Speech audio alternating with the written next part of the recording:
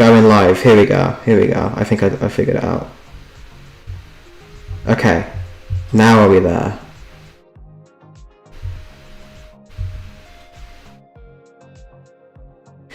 Huzzah! We'll do it live. Excellent. Hallelujah. We're truly blessed. Hi folks. Geek for Fun here in the ethereal fifth dimensional realm, and presenting himself in a 3D view that you can comprehend is my wonderful co-host Sid Partir. Sid's in this little box here, which I can draw over and destroy at any time. Yeah, I'm going to be doing this very gorgeous Kakarot Kent sketch that we got commissioned by Malik Tarhane. If I mispronounce your name, good sir, please forgive me. I know you're in the chat right now. And then for those unfamiliar, he is the author of Dragon Ball New Age, which is a very impressive Dragon Ball fan manga, which is coming back recently, I think. Malik, if you're in the chat, please feel free to post any social media links or stuff where people can go check you out. We're all for supporting other Dragon Ball fan creators and stuff like that, and your art's awesome, so please feel free to do that, and everyone check him out. But yeah, we got the sketch from him. So what I'm going to be doing is just lining up and then colouring it so we can use it in the videos. While that's happening, me and Sid are going to be checking the chat, with Sid mostly checking the chat, and answering any questions you have about Dragon Ball DC, or us in general, or like the latest Dragon Ball Super chapter that just came out today, or anything really. So very kind of chill, low energy stream. We can have a good time.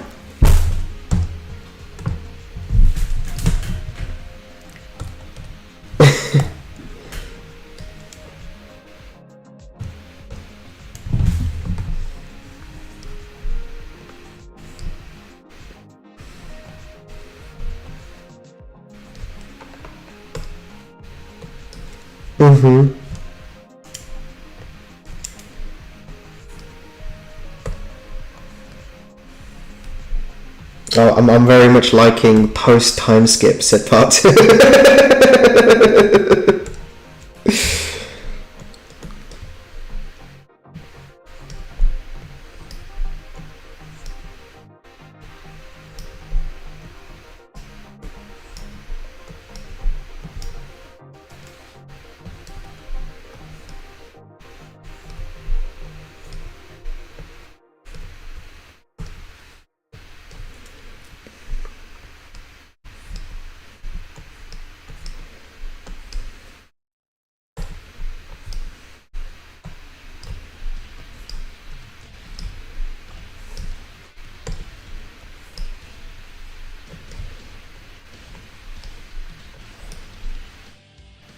Oh, we can't hear Sid? Let me really check that, because that's a mistake. Properties, the vault. Alright. Talk for a little bit.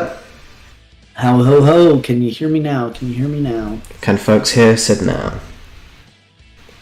We're waiting on confirmation for a begin. Can you hear me? Can you hear me? Please? Now he's doing his Cassandra Cain impression.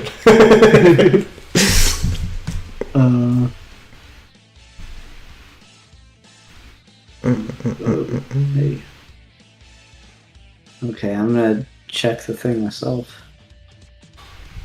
Fine. Okay, now they can hear me. Okay, excellent. Yeah, that was I had a messed up setting on my end for that, so that was entirely my fault. Pains of not doing streams. Yeah. Anyway, so as I was saying, yeah, it's so cool to see how they do all the art and stuff, and using obviously Malik's sketch for the basis of it. I mean, it's not even really a sketch. This is like proper line art. Malik's pencils. Let's go with that.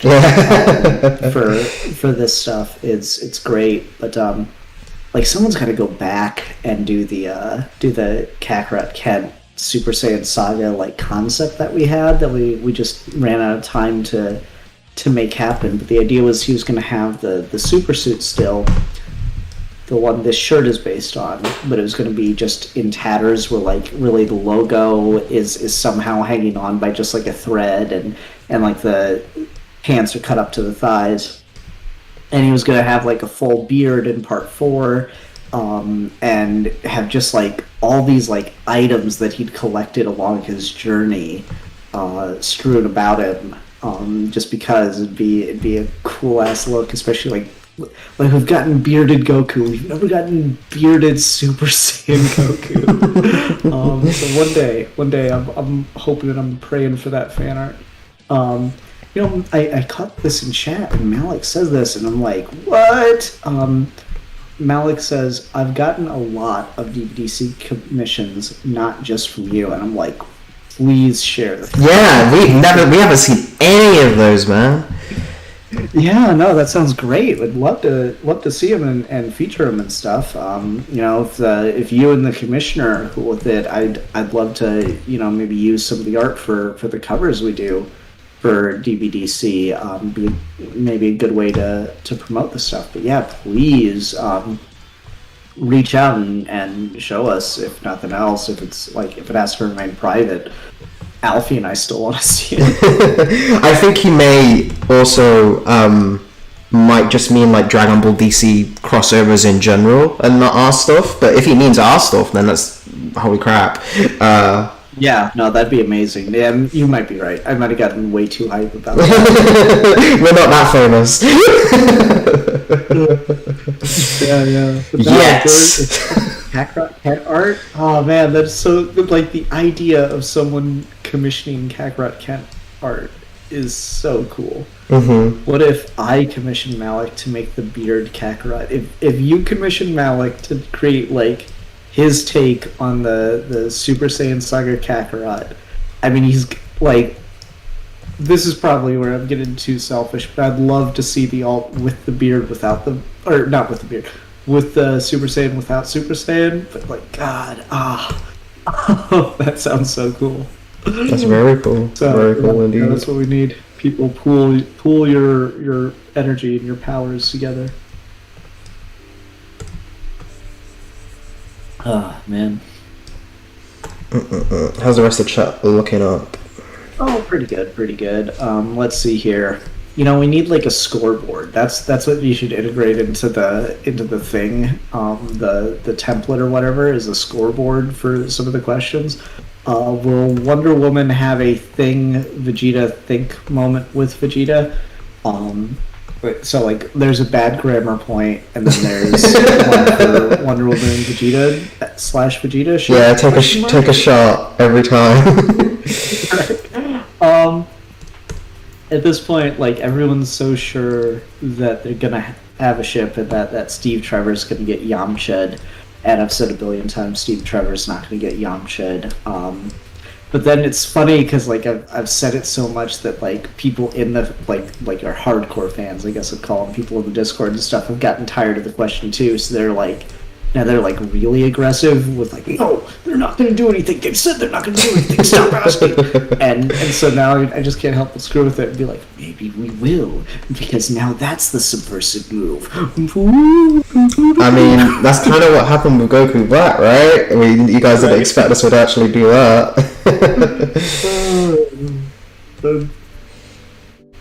Oh man, who's stronger, Kakarot or Gohan? From Joshua. What if Black? Mate, you've seen that fight.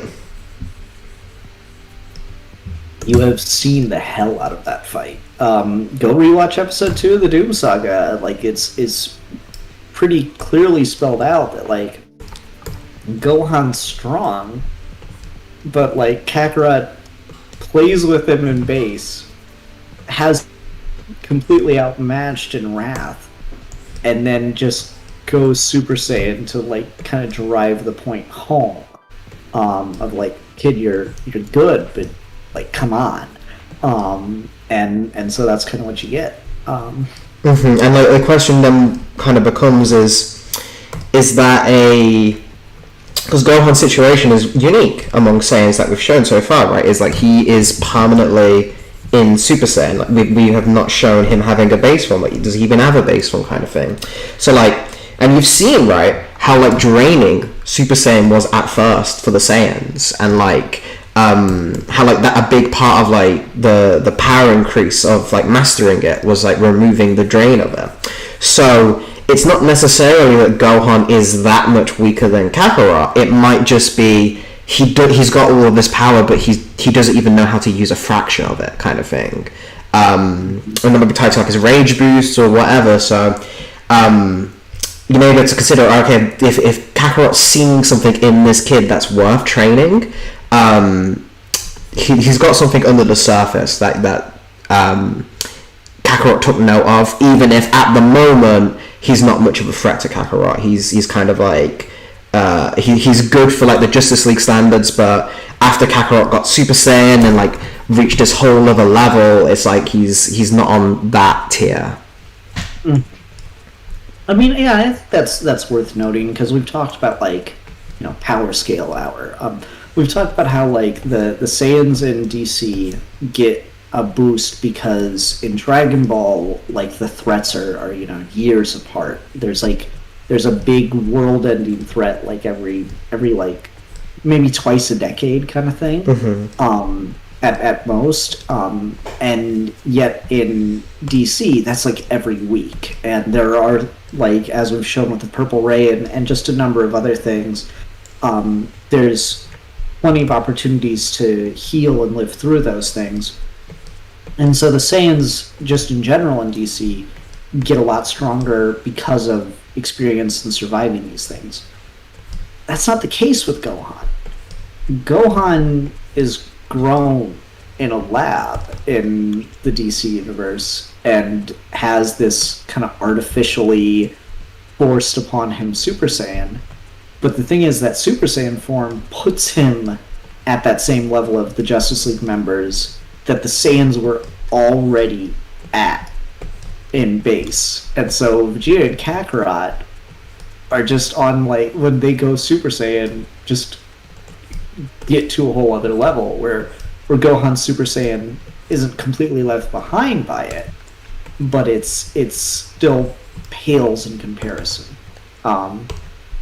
So it's, I don't know, I find it interesting the way we've played with power levels and stuff. You know, normally I'm not super into that kind of thing, but it is fun to think about on occasion. I just think some people take it way too seriously and get distracted by it. But we do think about it. We do have conversations. Alfie and I are writing the next saga right now, and we're like, oh, we showed this character get beat, so using this one, is there a way that this makes sense? And we'll have a brief conversation. Yeah, this makes sense because of this. So we'll have a brief conversation, but we always try to create some level of justification, but we try not to get hung up on too much on the power scaling thing.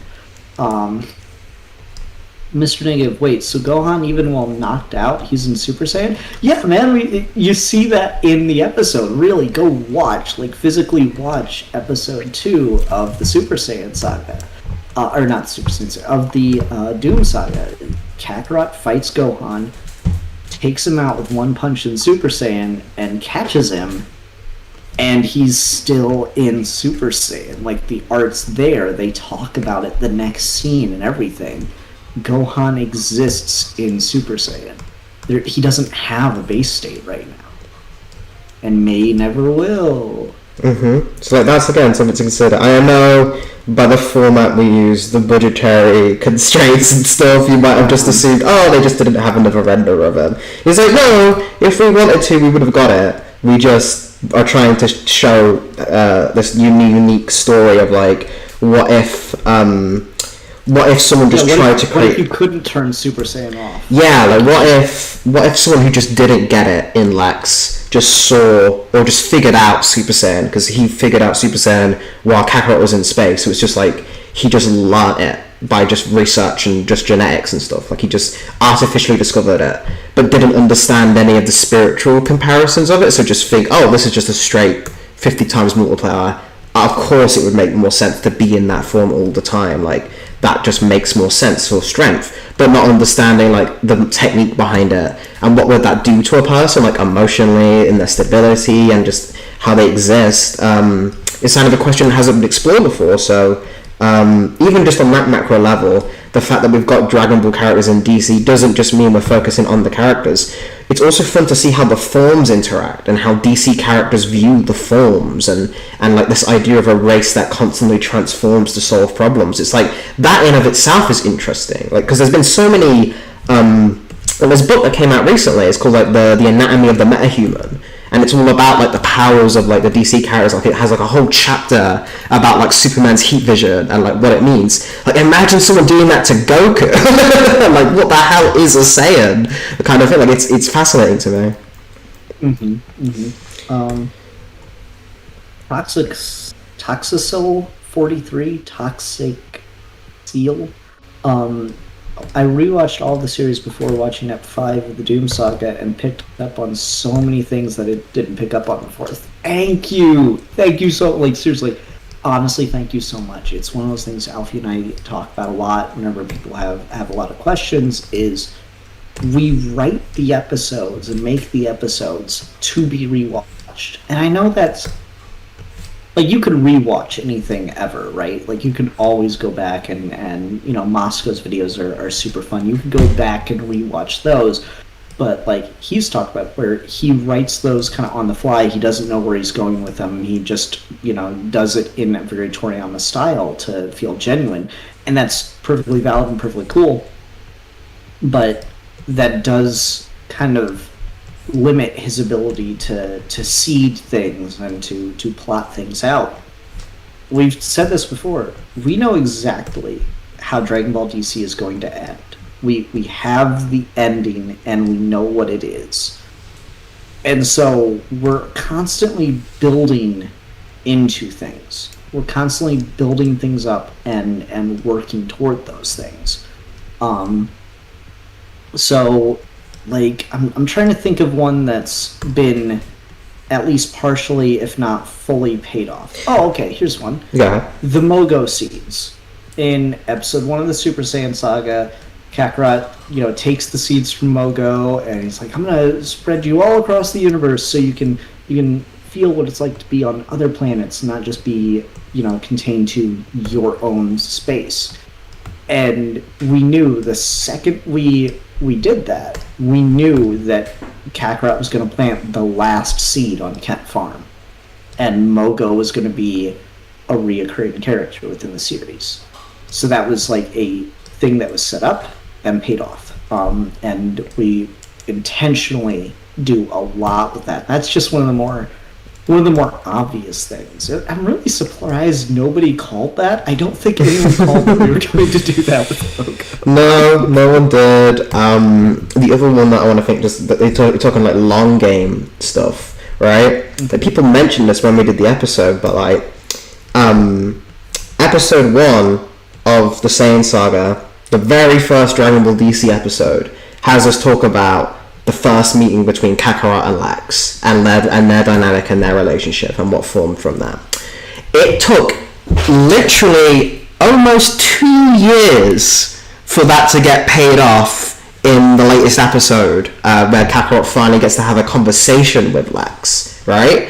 And like that, we knew that's where we'd be going with Lex from the very start of that. Like, we just, even if we didn't say it, we have these kind of ideas of where things are headed and what we want to set up. So like, there's tons of stuff like that. Like, the moment something is introduced, we kind of know where we're going with it, at least in a broad sense. Even if we haven't got to like specific details, we know like the arcs of the character. Like, if this character's here, we eventually want to take this character to this place, and so on and so forth. Mm-hmm. Absolutely. So I got a couple questions in here. Let's see here. Mr. Negative says, is Peppa canon? Yes, Peppa is canon. For those that don't know, you can go back through the community posts. I should probably post this somewhere else too, but you can go back through the community posts and you'll see King Vegeta in Great Ape form fighting a scarab or a blue beetle with a Saiyan tail. Someone in the Discord was rattling off some ideas, and so it kind of got me interested, and I wrote like a little 2-page Dragon Ball BC short of the king versus a scarab. And for those that don't know, the blue beetle is powered by a little scarab on his back, that's actually part of an alien race's technological thing called the Reach, and they send those out, and the idea is like they turn people into the heroes of their planet and then use that as a chance to take over the planet. And so we just put that in, like, okay, so what if a Saiyan got a Scarab? And they're like, all right, yeah, let's see what happens with that. King Vegeta is paranoid as fuck. That is not going to last. So that was so just immediately a cool fight of Uzaru versus Scarab was kind of fun. But yeah, Peppa is canon. Let's see here. Sababai Ikari. Does Kakarot take his fights outside populated places, or does he fight in them like with Superman, like collateral damage? Early on, he was not very good at doing that, and that led to some problems, some criticism for him, certainly.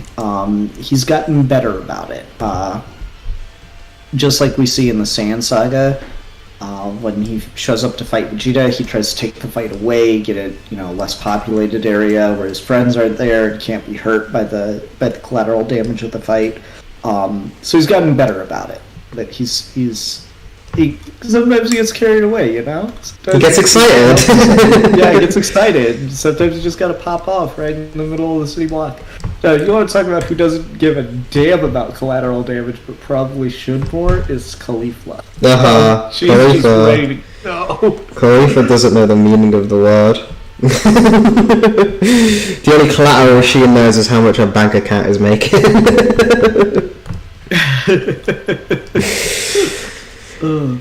Maximus Platypus was juggling the ideas right for the it was a comic Platypus or whatever. Too many usernames to keep up with. He was pitching that one, and I was just like, that's a fun idea. Let me pump this one out. I did that in the Lois Lane interview that I still haven't posted on YouTube. I need to do that.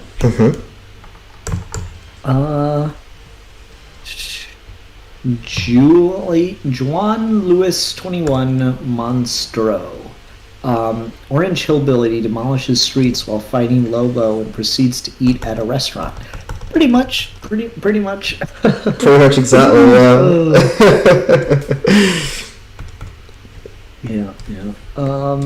Let's see here. What else? I know I saw something earlier. Malik said, Geek Fun Super 2, don't be scared to come to me for character art. This is my job now, so I'm available. That's awesome, man. Really, really great job doing stuff.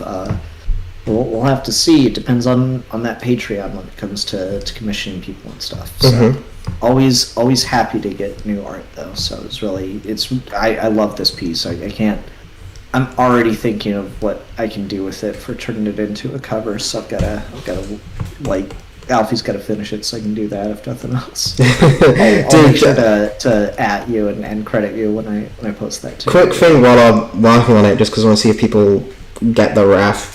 Does anyone in chat, I guess just the reward of being smarter than your peers, recognize what this pose is from, what this pose is a homage to?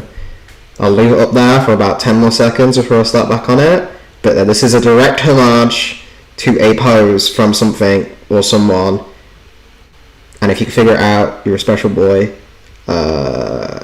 Okay, there you go. Pause the video if you really want to look at it. But yeah, I have to say I love the boots on Kakarot Cat. Like, it's probably kind of petty and kind of silly, but a lot of the fan art we get and a lot of the even other commissions we get and stuff, people miss the boots. They draw it too much like Goku's regular boots, and I don't know, I really like these like thigh high, really ultra tight boots. So we got some guesses. We got Ryu, Hijami no Ippo. Yeah, you got it. Okay, I was gonna say it. I thought it was a poll from Sai. Oh no, I thought you were pronouncing the name of the person. No, it's not from Hajime no Ippo. Oh, okay. Well, it's not from Sai either. It's not from Sai either. Oh, it's not. Okay. No. So it's Ryu Street Fighter? No. Vegeta pose in the Buu Saga? No. Yeah. I know it. Wait, I did the art. Dang, I don't get to be special, says Malik. Rip, you hate to see it. Malik, you fit right in on Geeks for Fun. You're awesome. I love you, man. Thaddeus Bone says Muhammad Ali. No, but you're closer than everyone else. You're on the right lines generally, but not Ali. Cole Maxey says, is it Bruce Lee's fighting style? There you go, the winner. Ding ding ding ding ding. He's the smart one. It's the you gotta respect. The only two people who can do the legendary, amazing 1-inch punch. You gotta throw the respect out. Toriyama's model for Super Saiyan Goku, Bruce Lee. Fucking the Frieza 1-inch punch moment is gotta be in like my top 10 Goku moments of all time. It's pretty good. It's so good. Like, I know a lot of people rag on Super and particular Resurrection of Frieza, but man, that moment makes that whole movie for me, not gonna lie. It's worth it, yeah, I agree. I'm here for It's so good. It just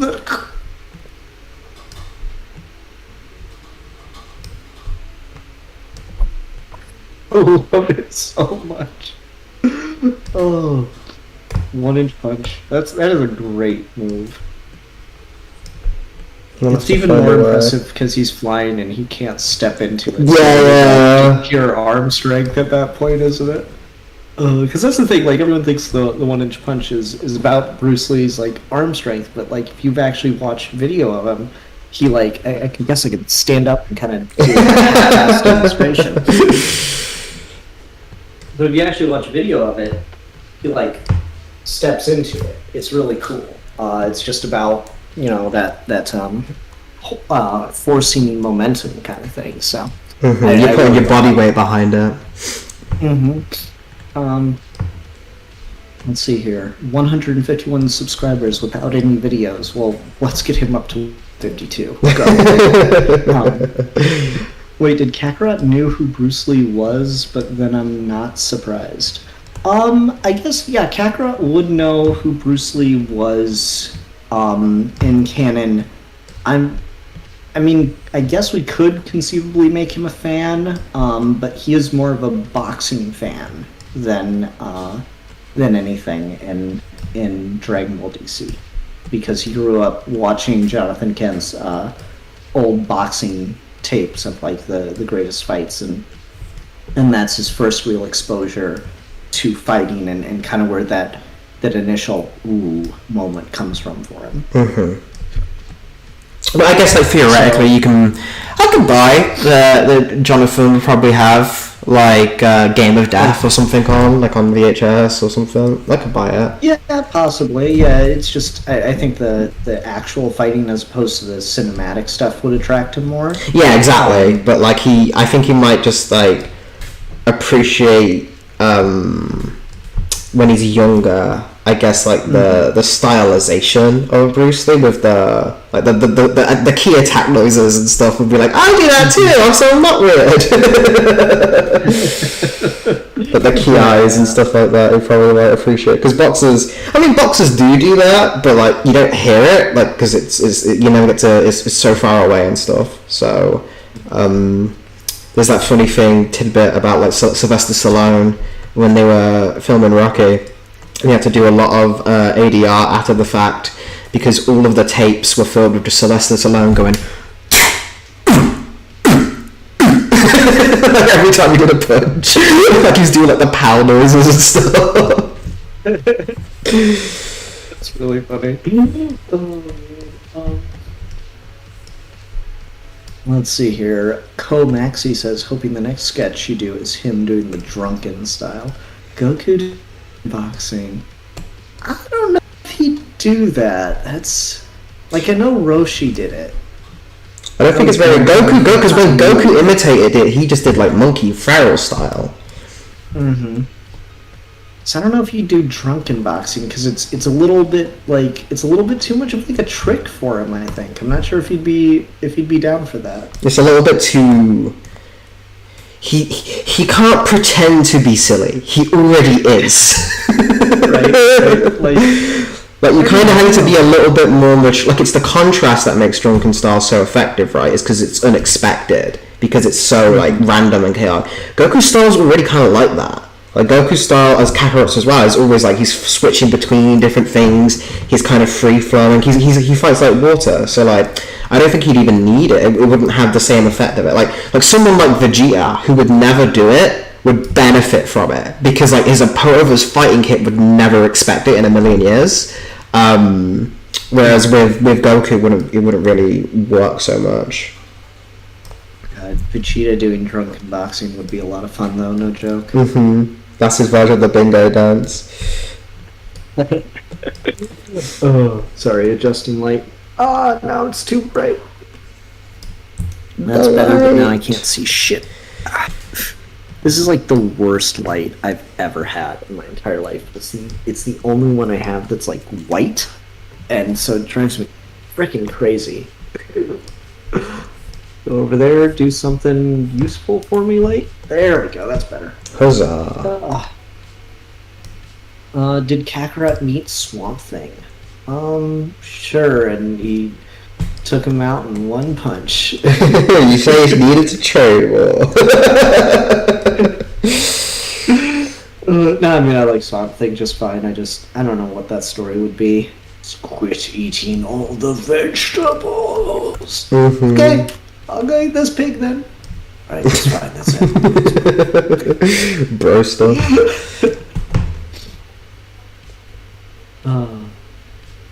Let's see here. Are we getting the DVDZ Snyder cut?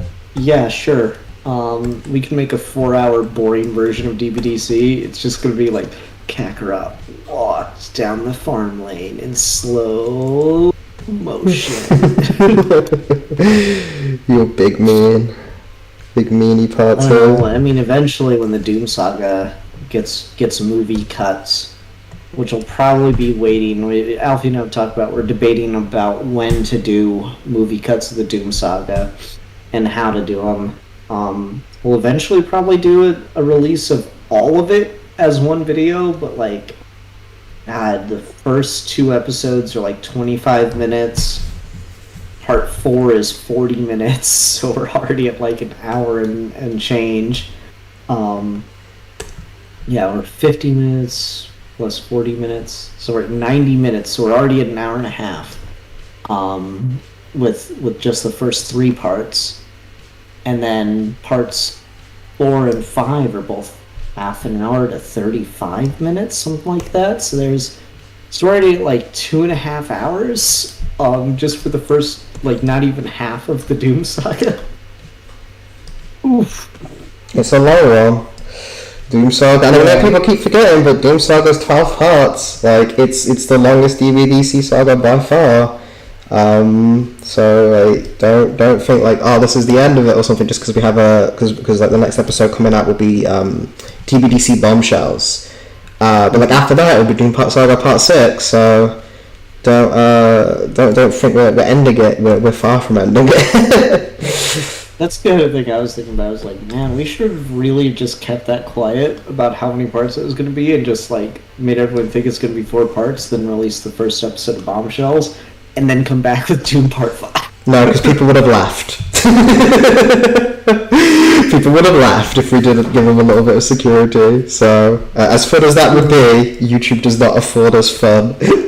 But like, think of the mind fuck, man. Just wait. You'll be getting plenty of those. Just wanted to ask on what your thoughts on the whole thing with WB race swapping Clark Kent for the Superman rebooted movie. I'm fine with that. I'm fine with having black Clark Kent. I think that's perfectly fine. I mean, that's really what Calvin Ellis is he's Kal-El, but black. And they just give him a different name for his secret identity, but he's got the exact same origin as Clark Kent. His mum and dad are Jor-El and Lara. Like, it's the same. It'd be like saying the Red Sun Superman is a different person. It's like, it's not. It's very clearly meant to be the same. Like, Val Zod, yeah, is a different person. because his dad's Zod, and there is a version of Cal already in Earth 2. But like Calvin Ellis, no, he's meant to be an alt Clark Kent already. So it was really funny when that announcement came out, and people were like pissed that it wasn't Calvin Ellis. I'm like, guys, you do realize who? Like, it just was like people showing their ass that they actually didn't know who he was. I don't know. I'm perfectly fine with it. I hope the movie's good. Alfie needs a good Superman movie in his life. I mean, that's assuming it actually gets to get made. God damn, that so many of these projects from WB just get abandoned. It's so sad. And then all the bad ones get made. We'll see though. I mean, I can't complain. As a Superman fan, like, I've been really eating lately. Like, it's I can't do my usual sad sorry like thing of like, oh, I don't get any Superman stuff. We've been getting so much Superman stuff, and all of it looks great. So like, I can't complain anymore, and it's a weird feeling. What can you do? What can you do? Grayson knows 17 times. That's what you can do. I'm good at that.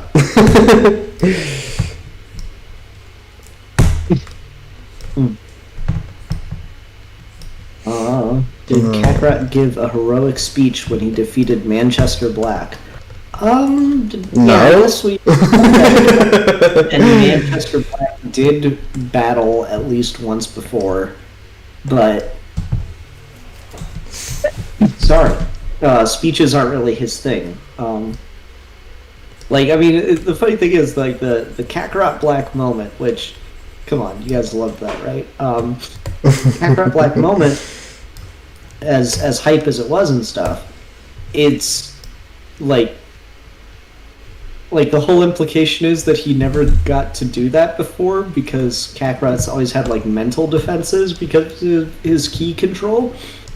And so like Kakarot versus Manchester Black in the past was more like, oh, I'm Manchester Black, I'm gonna use my mind powers to get inside your brain. You can't do that, sorry. What? Yeah. It's just over. So no.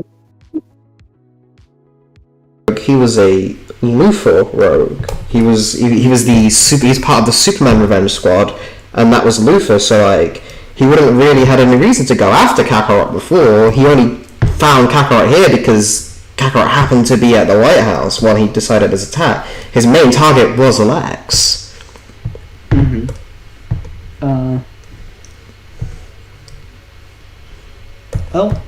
Sababai Ikari donated 99 cents in Super Chat. Thank you so much. I always appreciate it. 151 subscribers without any videos. What about the race swapping but with DBDC instead? What? But Kakarot's already... I don't know what that means. Kakarot's not white, guys.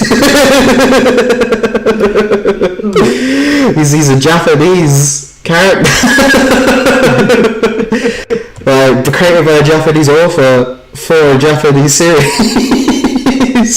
Like, you can get any arguments from that, but like, assuming he's white until said otherwise, I think is more of a question. And hey, like, Dragon Ball's really big in like the black community, and people have done tons of like art already of like what a black Saiyan would look like and stuff. So I don't think it's as needed as Superman, but like, again, like, you get black people in Japan as well, so I've got nothing against that. Again, the only race swapping I think that is actually like you don't do, or when it's actually tied to the character. So someone like Black Panther obviously has to be black because that's the whole point of their character as being the king of Wakanda, which is an African nation. Someone like I think recently they've handled it well with Captain America, where they said, yes, Steve Rogers would have to be the public white Captain America, because in that time in the 1940s they would have never let a black man do that. And you see Elijah Bradley, what happened to him because of the time period he was in. But like someone like Superman is like, his race isn't really tied to his character. If anything, making him visually look less white can aid his story because it helps with the immigrant aspect of him. So again, it depends on the character, and given the fact that, again, we've got so many white characters from superheroes, and so much is that the market, they literally could race swap a white character from now till like the end of time, like every single month, and I'm sure there'd still be like 500 people who look like me when I pick up a comic book. So it's fine, like, it's fine, guys. It really doesn't matter. We got two here that were kind of cool. K. Jones 520. I hope you add the Daxamites into the series. They're in the series. They're already in the series. Yeah, they get mentioned in episode 2, and then they're brought back up again in Entity Saga Part 4. Go rewatch the series. Like I always say it's not just for like those little things, little like, you know, notes and here's this kind of race, here's this character, but like it's just worth rewatching. Like we think we do a really good job writing, and I've always believed that the mark of a good story, good movie, good book, whatever, is that you can watch it multiple times and every time take away something new. And someone's like taken me very literally on that before. It's like, so what if you watch it a bunch of times and stop taking things away, suddenly it becomes bad? And I'm like, what? But, so, you know, don't like look into everything too hard, I guess. But like we try to really build a lot into the series, so it's always worth rewatching. Speaking of rewatching, let's see here. Baddest Bone, or no, it was above that. Toxis Isle 43 says, when I was rewatching the series, I realized that he said Zod, but I think he meant Zars. Rogol-Zar's ability to manipulate the planet was a nod to GT. Yes, because he's part Tuffle. Mm-hmm. And so the like Tuffle technological manipulations and stuff were a part of his character, and that's how he was able to keep up with Kakarot and stuff. Let's see here, what else was said? I saw the one. Thaddeus Bone, why did Lex never learn to use Chi? He is such a perfectionist.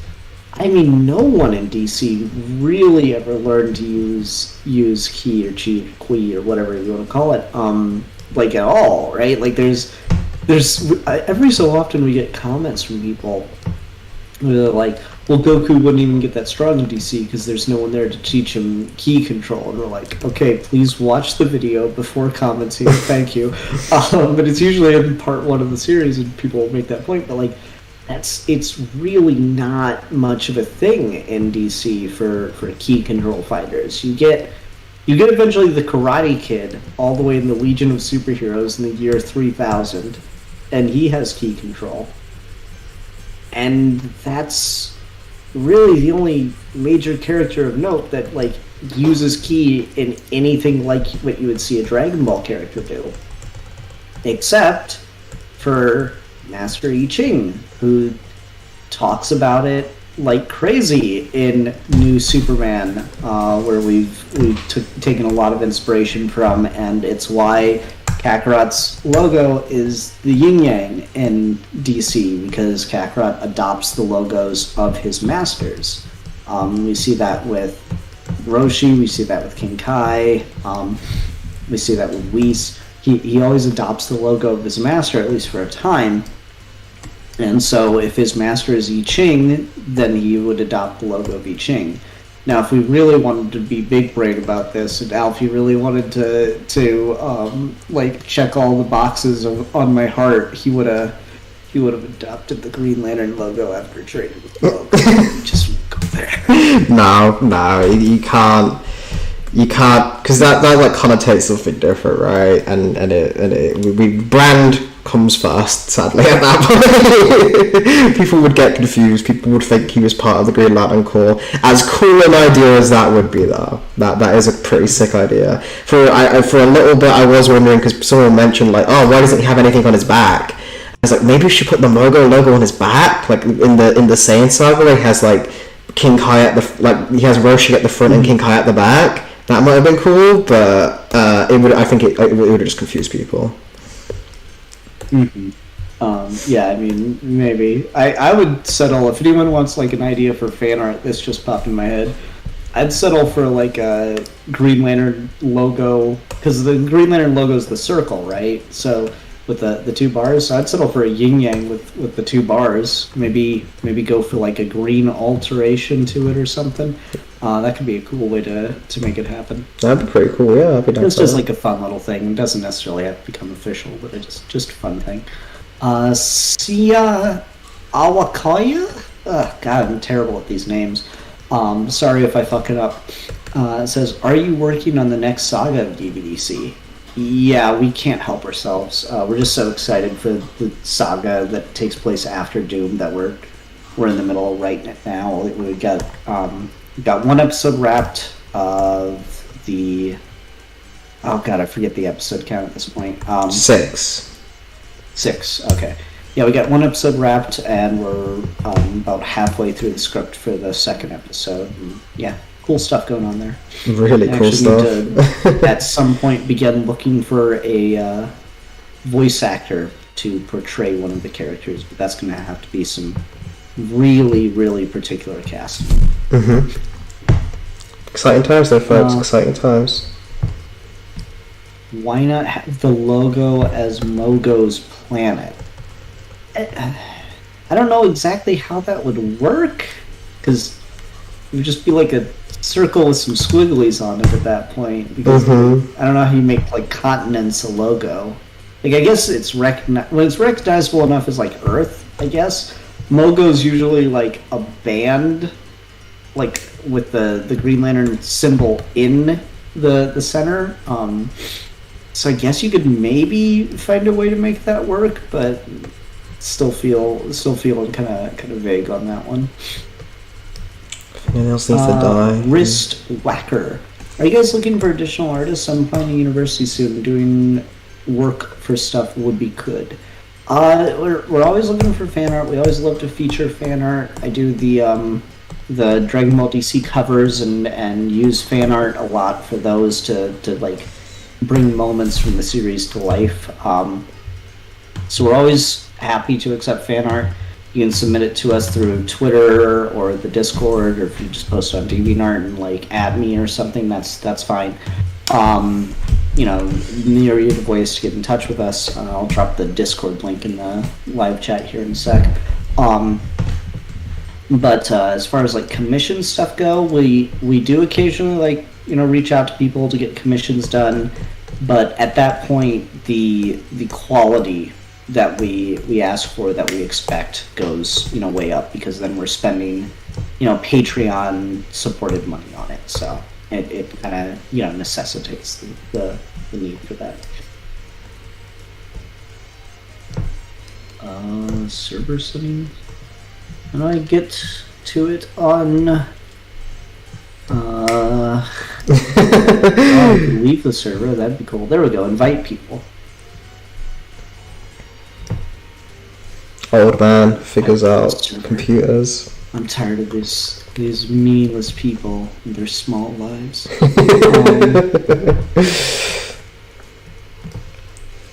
Shortbeard says, I am ready and available for whatever roles you need, guys. That's the thing, is it can't... We're not completely settled on what direction we're going for the casting of the character, but like we've got an idea very particularly of what we want, and none of our current cast could play them that I know of, unless I guess I could be assuming some things there, but yeah, I'm almost certain that absolutely no one in our cast is of the correct ethnicity and knows other languages and knows the correct language in order to play this character. Yeah, pretty much. But we appreciate the Mr. enthusiasm. Nichols There'll definitely be more roles for other people as well. Always love to see it. If one of us commissions someone to make DVDC art, would you use it in the videos? Absolutely, with the caveat of make it something we could actually use. So Super Saiyan Rose Goku's. Yeah, I don't want to see the what if Goku was adopted by Darkseid, or like, guys, I appreciate it, but like, we've established what we see in the episodes. If you want us to actually use it, please just do stuff that we've shown or stuff that we've implied, because otherwise it'll be a cool thing to have, but it won't ever end up in the video. Like, you won't be able to get an idea that you want us to do by commissioning it and kind of like stealth forcing us to use it. Like, that's not happening.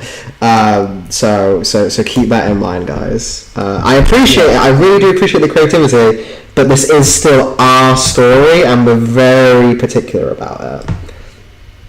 Yeah, I mean, it's like, there's cool ideas, and we appreciate the passion and stuff, but like, it is our story and we want to do very particular things with it. So like, Kakarot Kent versus Cell, probably not the best thing to commission, but you know, Kakarot going Super Saiyan, what I talked about with the Kakarot Kent Super Saiyan Saga design earlier, that'd be like a cool thing to see someone do a take on.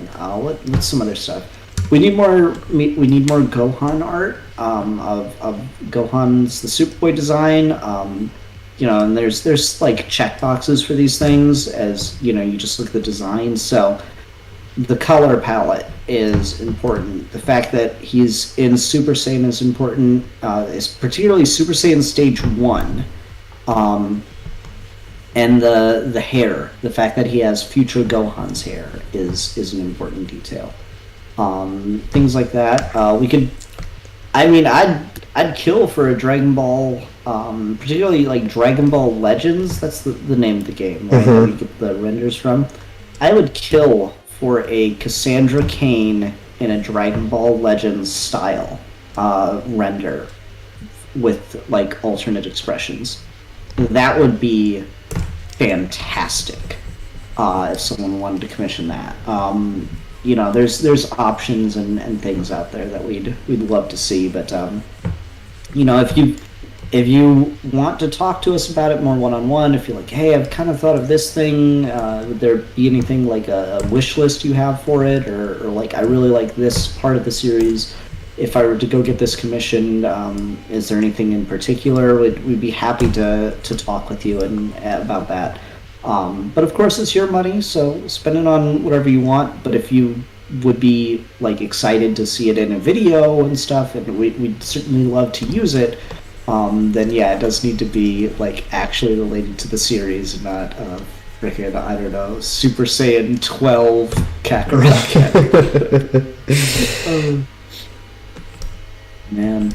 What else we got? Bizarro Kakarot starts at the god level and gets weaker as he fights. That's really funny. Oh, we got Bizarro Saiyans! Oh my god, I hadn't thought of that. Because Saiyans get stronger in a fight, so the Bizarro Saiyans get weaker as the fight goes on. Yeah, that's pretty good. Oh, that's a good one. Thank you, Dan the Alpha. You really are Alpha. Oh. Man, if in Dragon Ball DC, who is the sister figure to Goku? Is it Lois or Diana? I mean, I think both. Maybe not. Definitely Lois. Diana is more of just a really good friend, I guess, would be the distinction there. Like, Diana has to, on occasion, kind of, you know, tut Kakarot, because he's like way too eager to fight sometimes, but Lois is the one who's more into, like, you know, kind of having to rein him in a little bit every now and again. Yeah, like if you want to like have a direct comparison to like their relationship or something,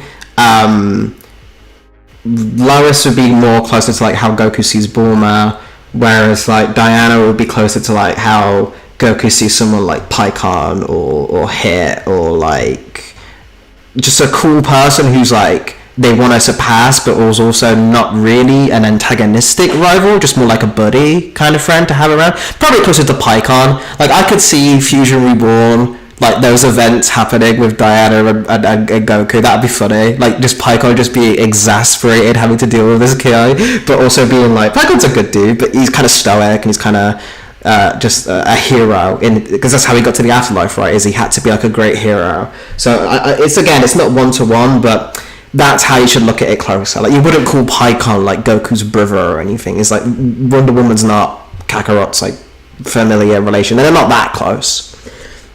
They're friends, but like to the same extent that like Tien or someone is. He just sees them like one of my buddies. That's like what Goku sees the Justice League as. They're just a group of friends to him. And so that's kind of the dynamic you get. And he treats them essentially like he does the other Z fighters, where it's like, hey guys, shows up late. With no Superman, who does Lois Lane date? Asks streamer 255. Oh my god. Who she damn well pleases. About this. Yeah, she dated Lex Luthor at one point. We hinted at that in Doom Saga episode 2. We had such a long conversation about this at one point, because we're like, man, we don't want to leave Lois Lane to just like die alone. That's sad. So we did decide on someone, but I don't know if we'll ever actually show it or tell you. So that's fun. You'll see. Yeah, it'll all work out.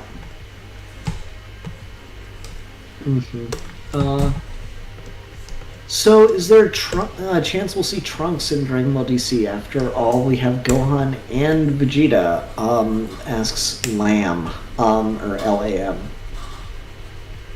Well, the reason why Vegeta's here is because the same reason why Broly and Paragus and Nappa and Raditz and all of those people are, is because the planet got swapped along with Kakarot. So as a result, they kind of came with him, right? Gohan, however, we call him Gohan, and he's got very similar traits to regular Gohan, because again, like, he's the son of Goku and takes a lot after him in the same way that regular Gohan did.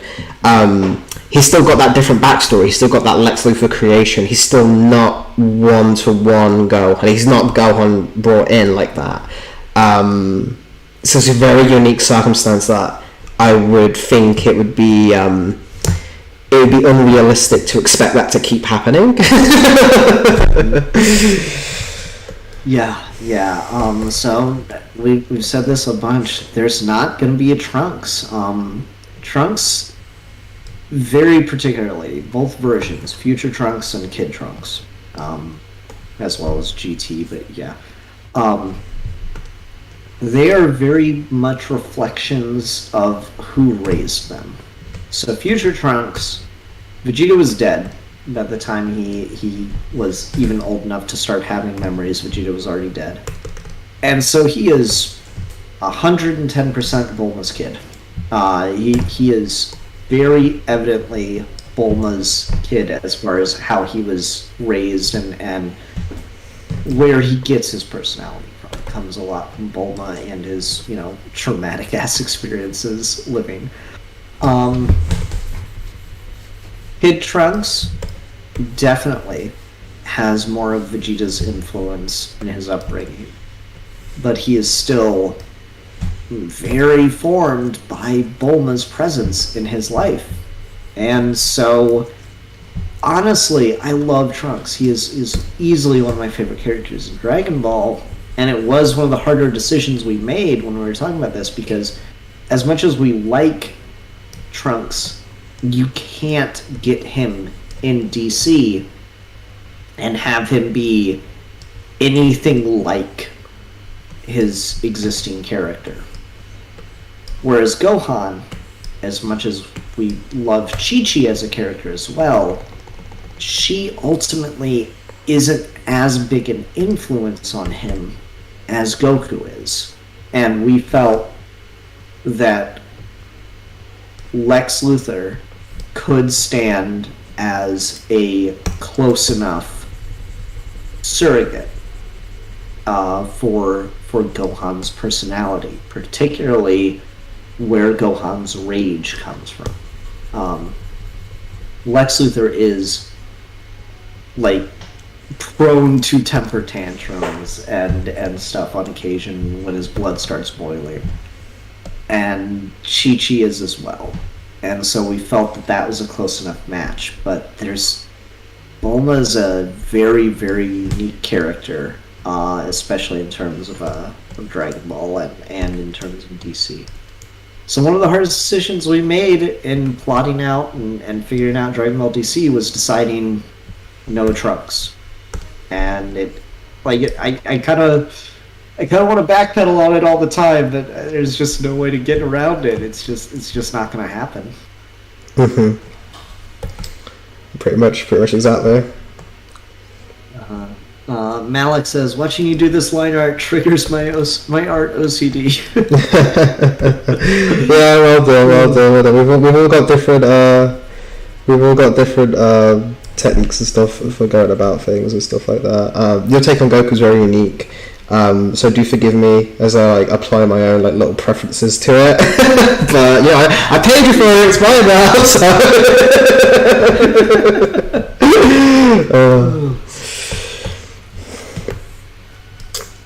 He's using a mouse like a crazy person. Goodness me. Is Joker still around in DBDC? Asks Crusader Caster. Yes, Joker's still around. He is very much alive right now. Man, I was so annoyed because someone in the Discord asked that, what's Joker up to right now? And I just posted that really good Frank Quietly cover of Damian railing on Joker with the fucking crowbar. Mm-hmm. And it's oh. And I'm no, that's literally, that's the story that's going on with Joker right when you...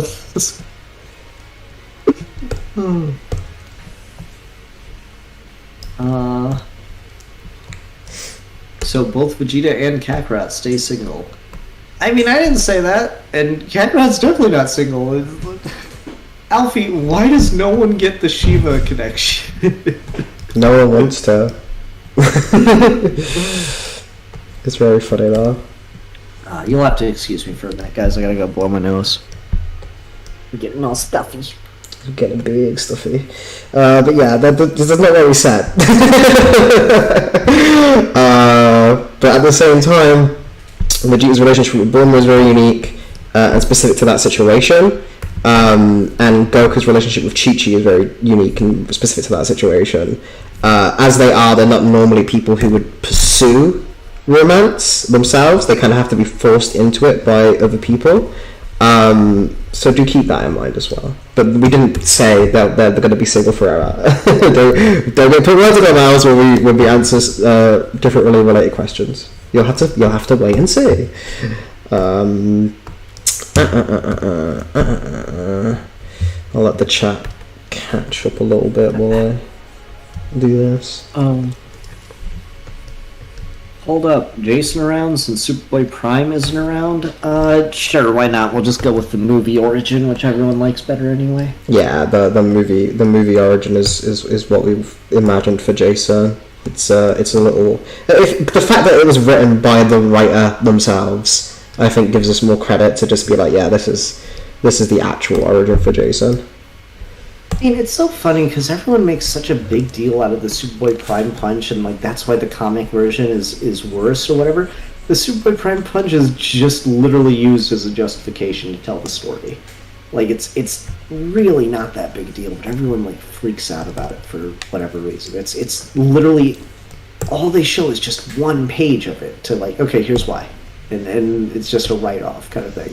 Yeah, and this is the funny thing to me. It's he punched reality, but that should have no effect on anything.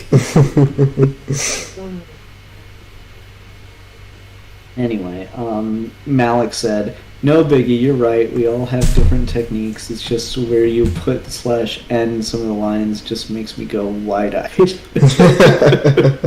I'm sure I'd be the same with yours, buddy. Don't worry. Mm-hmm. It's looking good though. It's looking good. Shookx Gaming, Sid, where's my $5? What $5? I don't know you shit, boy. Is the Nimbus Kakarot's crypto? We've shown what his thing is, and it's not the Nimbus. It's the Cloud Somersault, and I guess you can make the argument that it's crypto because it's kind of sentient, but not really. Sure, why not? I like crypto. Crypto's a good boy. Why not? If Kakarot actually had a dog, Cyan One says, "I hope someone makes a Xenoverse mod for this. What if?" Me too. Same. What the fuck, Xenoverse mods, man? Fucking Vegeta's got 2 killer outfits. Kakarot's got 2 killer outfits.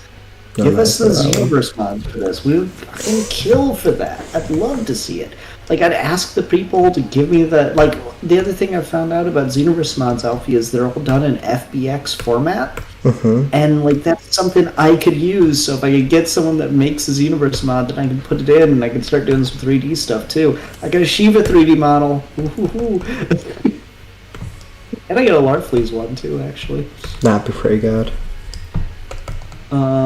Okay, here's a good one. Maxi says, "What's your guys' thoughts on the Super Chapter 72 that dropped today?" Yeah, I really enjoyed it. I thought it was basically what me and Sid. We didn't get to keep the chapter review up for the previous one because Toei striked it. So I'm actually hesitant to do chapter reviews anymore because if we get 3 of those, our channel is deleted, and they didn't get views already to make it worth the risk. So like, we might have to just continue to talk about these on streams from now on. But I really enjoyed it. It was, again, I wanted Kakarot to... I always call him Kakarot now. I wanted Goku to fight first. I wanted that to be the direction they took it. And I really loved seeing, like, Goku take this chance to fight as, like, an opportunity, like, actually test Ultra Instinct as a technique on the fly, and like he's trying it out in like Super Saiyan God and everything. That was so cool. And like, he's obviously getting hit for it because he's not quite there, but I like that he's actively trying to combat test it and is kind of going through a trial by fire with Granola right now. I think that was really, really cool. It's crazy to see Goku go down 3 times in one fight like that quickly. That was really, really cool. I love the way their fight starts to like really build throughout the issue. That panel of like the auras from their trails as they're flying, and it's like doing that helix move. Oh, that was so cool. Granola's like, he's like scary fast. Goku said he's faster than instant transmission. I'm like, what? And he's the little bit before as well, where they're doing the sniping, like Granola's using his sniping to keep him at long range, and then Goku and Vegeta are like having to freak out about this guy's like, he's so accurate, he's so fast.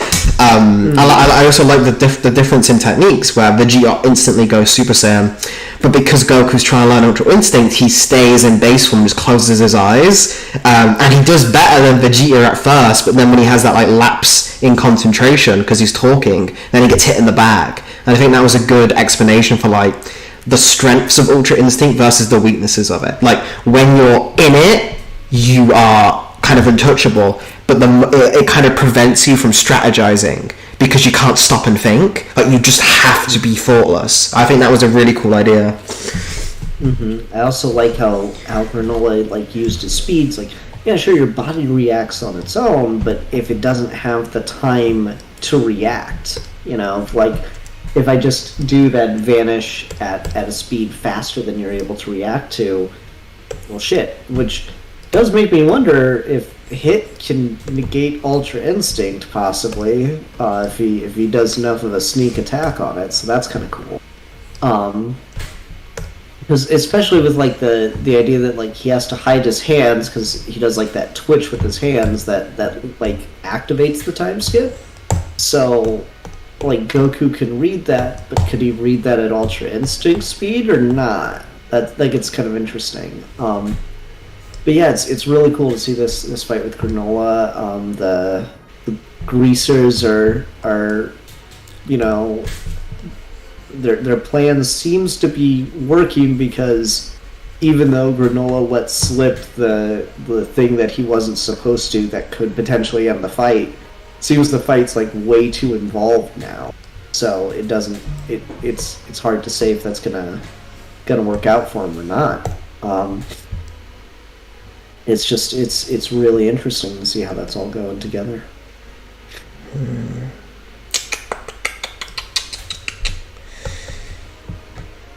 Since Granola is faster than Ultra Instinct, or then instant transmission, then his feet are going to be broken as hell for the power scaling community. Good. Good. I love it. You'll love to see it. You truly do.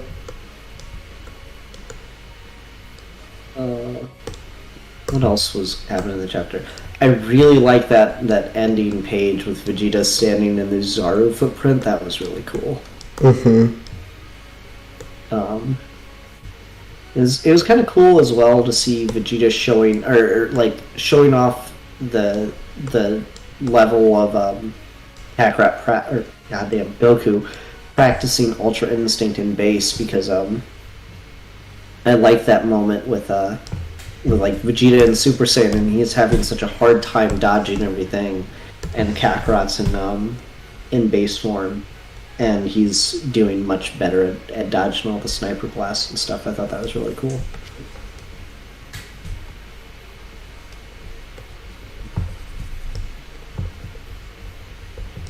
And the Alpha, has Kakarot ever fought Parasite? Yeah. You see it. Watch the series. And, like, before that, yeah, as well. They obviously know each other. They'd had previous encounters. But it's also in the show. Dude, I don't think I'll ever get tired of that. Of like, God, you know, it'd be so funny, is if like we get a question, it's like just directly what happened in the very last episode. Has Kakarot and Lex ever talked about like Ki? Has Kakarot and Lex ever talked about Gohan's origin? Do you well we've got people here, do people have thoughts about the latest episode they want to go over? Yeah, I've really loved reading all the comments and stuff, but they're fizzling out faster and faster these days. It's been like almost a whole day between comments at this point, so I need give Daddy his fix. Daddy needs his hunger. Yeah. But no, like the last episode was good stuff, man. Just again, you're getting better and better at the editing and everything. Oh, thank you. As you go, some really great stuff, and the art piece, because people don't give you enough credit for that. I love the art piece with 17 and Gohan and Lex. It was great. Thank you, very kind. I don't know what the heck to do about this finger. Every time I throw a thing now, it always looks weird. Just give him a pair of mittens. Wow. Solve your problem. Alright, Knuckles, stay here there. He's in a boxing pose. Give him boxing gloves.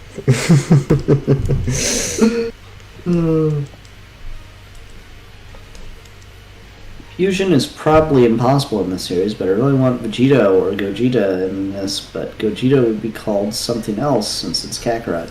Yeah, people have thrown around a couple of different ideas and stuff, and there's not a good Gogeta equivalent with starting off with a Kakarot name. Kakjita is a bit well. And then we already have Vajrat, so Yeah. as far as names go, so Not a too-big a fan of Vegerat. yeah. I love the Kakarot Black part, says Pokemon Trainer Cyan. Glad you do. We were kind of like we'd gotten so many when Kakarot Black, and we were writing the episode thinking of like the villain roster that they're going to deal with. And it's a funny story how we got there, because we were like, oh yeah, Manchester Black, he'd be a good like team lead kind of character here. And I kind of just offhandedly joked, yes, and then he just takes over Goku's mind, and then we get Kakarot Black, and then we're like, whoa!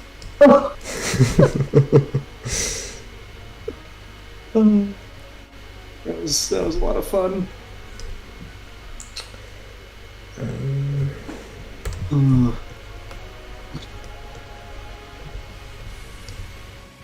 Let's see here, what else we got?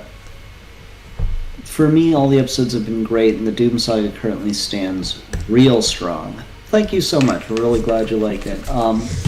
People don't have questions about episode 5. Does anyone have like favorite episode of the Doom Saga that they'd want to talk about, or throw anything out with that? Alfie, what's your favorite episode of the Doom Saga so far? So far, I really like doing Free. Free was a fun one. Free had a lot of great payoffs, I feel like. I liked introducing Cass, I liked having the Dinosaur Ding and Superboy team up, I liked the Kakarot Godspeed fight, I liked getting to bring in the Morrison, Batman and Robin stuff. I think Free's been my favourites so far, but I've loved them all. They've all been really good. But my favourites, it's not even close that my favourites are covered up. It's not even a competition. So ask me again in like a year. Yeah, I mean it's gonna be the episodes coming down the pike are just gonna be insane. Let's see here. Science question: is Kakarot Kent taller due to his farmer's diet? No. I mean, I don't think you could argue that Goku ever lacked a meal. Yeah, he's not exactly starving. He's the exact same height as he is in canon. Trenton Brown, one of my favorite parts of the episode was the conversation with Kakarot and Lex. It makes me wonder just how genuine Lex is toward Kakarot Kent at the end, though. As these are the questions, man. These are the thoughts. I've loved the comment section under that one because, yeah, you know, usually we get a lot of, oh, Goku, what's he doing? What's Vegeta up to? What's Gohan gonna do? Comments, and we love those, of course, too. But there's the other side of the series. It's called Dragon Ball DC. Alfie and I are huge DC nerds as well. So one of the things we're really excited about the series all the time is just getting to play in this world, just getting to be a part of it. That we've always loved and kind of carve out our own DC universe, but with Goku. And yeah, it's super fun to get to write some of these other characters. And Lex Luthor is one of the most complicated characters in all of DC, so to get to write him with the level of complexity that we want to is just awesome. Danny Trunks, for the scoreboard, would the androids ever show up? No. No, the androids can't show up.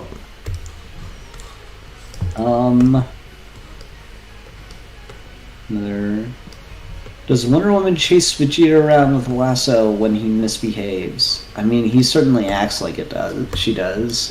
Like, anytime she holds the thing up, he's like, "Arr." Yeah, he's like a little puppy. That dude does not like that lasso. Trenton Bound says, Episode 3 of the Doom Saga mainly because I've wanted to see Kakarot meet up with Dick since the end of the Entity Saga. Cool. I'm glad you liked that. Mm-hmm. I think the Damien and Gohan fight against the giant King Kong-like robot is underrated. So Thank you. Oh. Favorite episode of the Doom Saga would be 4 with Vegeta versus Black Adam. Yeah, 4 is great. I need to go blow my nose again. Shit, I might be getting sick, y'all. This sucks. Oh no, sick part 2.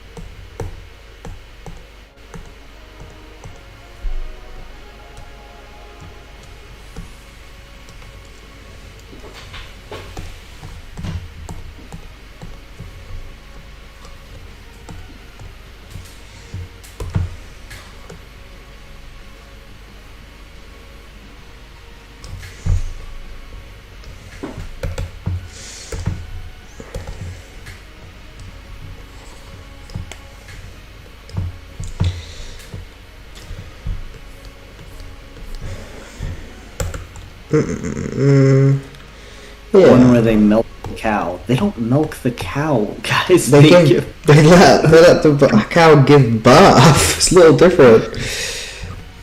I hope you guys are now in a maternity ward. Alright, now we just have to... Sorry, man, they just have to milk you? Good lord. Pokemon Trainer Cyan. Going back, I wonder how Wonder Woman and Vegeta's relationship will go since they really got pissed, if I remember correctly. I mean, I think pissed is the wrong word. The kind of uneasy nature of their dynamic is beginning to show more.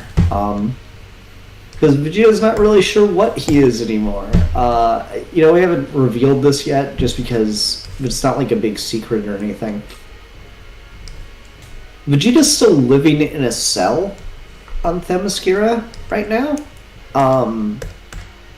He doesn't have to. He's not being kept prisoner anymore. He is going through a reform process with Wonder Woman. But he doesn't know how to conceive of what that means or what that is. So he's staying in his cell. One of the details we've talked about is that in the Super Saiyan Saga finale, Wonder Woman took the enchantment off of Vegeta's armor. It no longer does the thing where it limits his power, and she never put that back on. So it's one of those things where it's a weird dynamic. It's a weird relationship they have right now, and it causes some strange and unfamiliar. It's unfamiliar territory for Vegeta, certainly. Definitely. Yeah. Vegeta likes being dominated by Wonder Woman, probably. Oh, good comments. Good comments.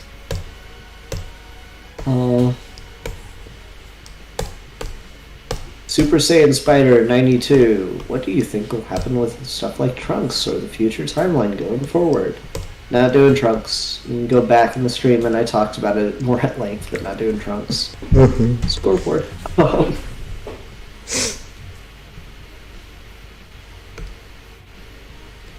I just remember Kakarot fighting Metallico, I don't know how to spell, and Atomic Skull. Metallic Skull!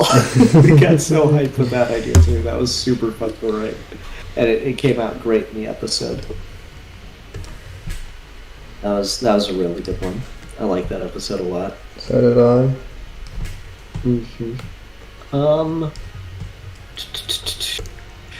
What else we got?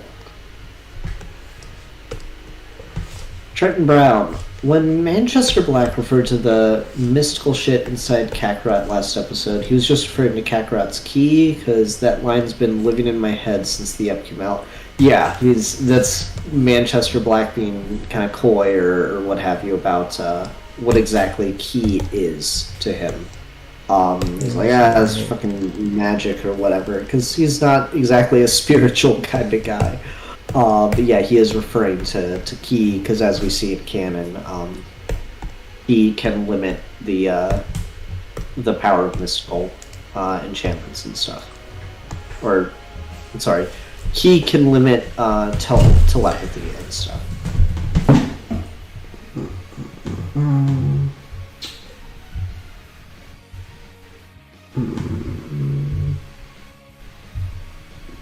Okay.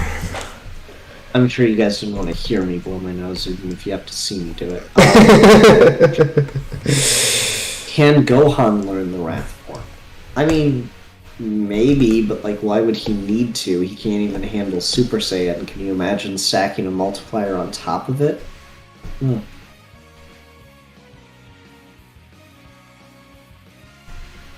Pokemon Trainer Cyan says, Trunks from the main timeline meets everyone in this universe and is so confused, but it would be very odd to put into the actual story, not a what-if episode. That'd be a fun one, at least. That's not bad.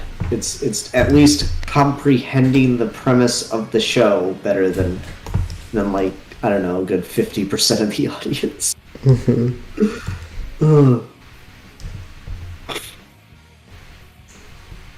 In one episode, Lex mentioned there are failed clones of Gohan. Does that mean there are backups like Gohan? What? When did he ever mention failed clones of Gohan? I have no idea. I I think think you're bring that one up, buddy. Yeah, Slytherin doesn't fail. pretty much. Danny Trunks, is Steve Trevor the Yamcha of the Vegeta X Wonder Woman? Take a shot. There's the scoreboard. Say it a billion times, say it a million more. Steve Trevor will not be Yamcha'd in Dragon Ball DC. Thank you. Come again. Line art. Well, he's making it. Whenever we're doing art for the renders, it's always useful to be able to have alternate versions of it, to be able to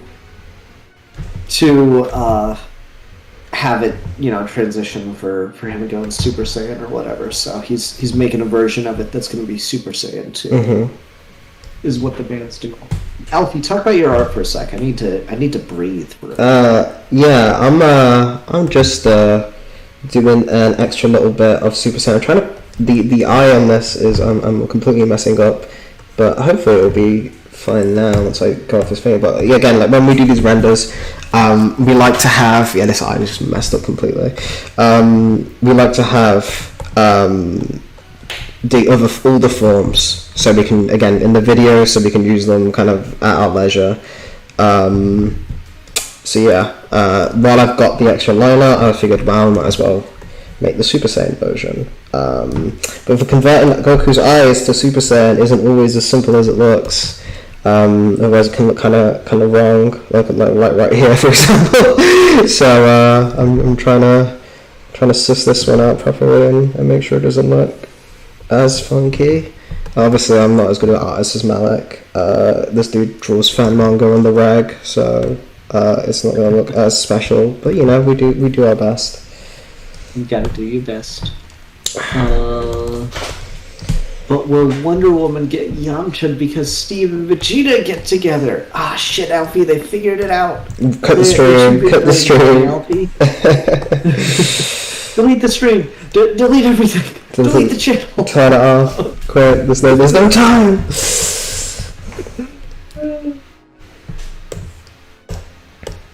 Pineapple sauce. Ew, that's a disgusting name. I hate it. I've been meaning to ask if SSJ4 still has a chance to be a thing since we already have the Wrathful State. Who's to say? Who's to say? AOA. Who is to say? Let's see here. Draw Yowie. Yeah, do it. Do it, you fucking coward. Why not? What's at this dance, rate? monkey, dance. We might as well. Am I right, fellas? Am I right? 151 subscribers says if the funniest part in the Doom Saga is when Kakarot questions if Atomic Skull and Metallo are married. Thank you. We like that joke.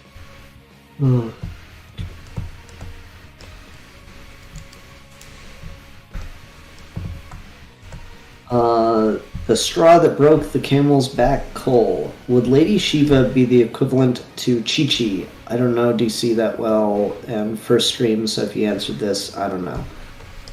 Equivalent, no. Romantic partner, as much as either of them are capable of being.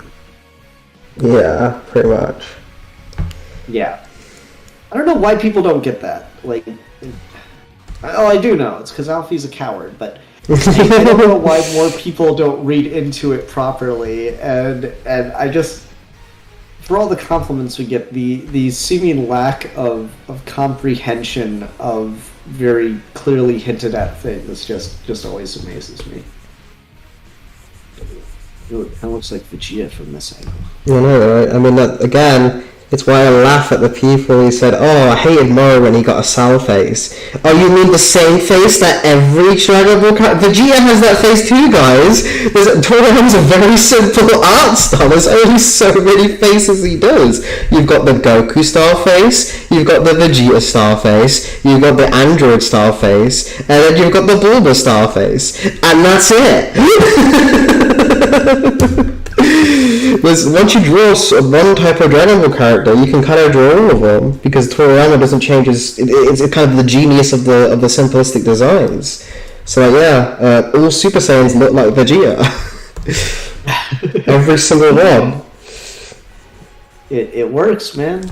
You know, that's how you can tell a character really matters, is they get introduced and it's like a complete addition to the art style. Yeah, when Toriyama puts the effort in to make the character stand out, art style wise, I mean that's where the Universe 6 Saiyans were like important, because Cabba didn't look like any other new Saiyan, where people just wanted him to look like the other Saiyan. It was like, what do you want?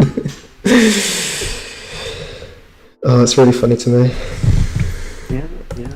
We're doing Yaoi, because I got some ideas for Vegeta X Steve. Please tell me all of them. I really love that the community is totally like run away with the idea of Vegeta X Steve. That was pretty special. Honestly, my favorite thing. That was pretty good. I do agree on that one. I'm very happy with the fan base on that aspect. It's the one shit the fan base has gotten that's right, that we love, that we're here for. Real. Let's see here. Will Shiva end up being with Kakarot? I mean, I guess it depends on like, what is that question? Do you want her to be married and like looking after home and like making him breakfast and shit like that? Because no, she'd never do that for anyone in a million years. She's not that type of character. If you mean sleep together, wow, have I got news for you?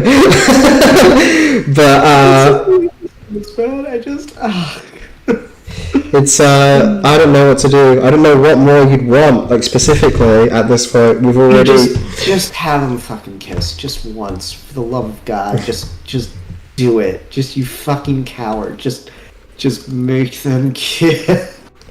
I'll make you kiss in a minute. You menace. Oh, what if I get a kiss, baby? Well, you know, when that super chat starts popping off.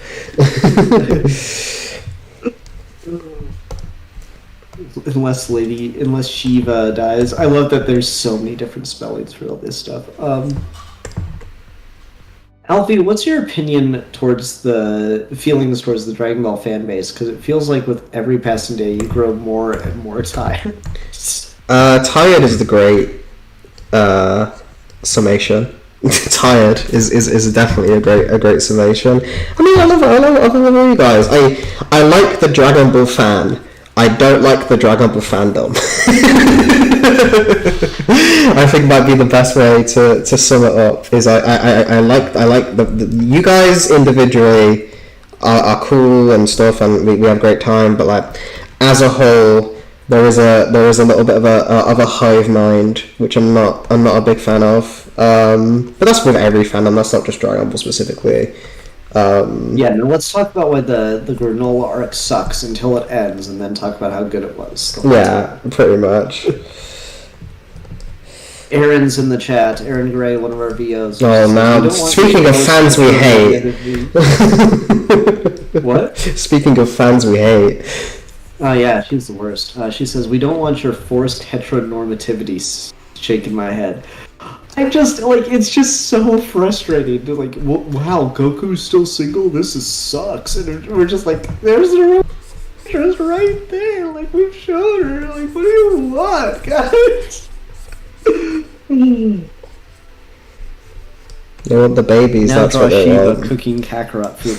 I mean, like, legit, that would be really fucking funny. For, like, just, like, Kakarot just comes downstairs and she was, like, in a proper, like house dress, like, she found from Martha Kent's, like, closet, and she's just, like, cooking up, like, a breakfast, and she's got, like, that Stepford wife kind of, like, blank face.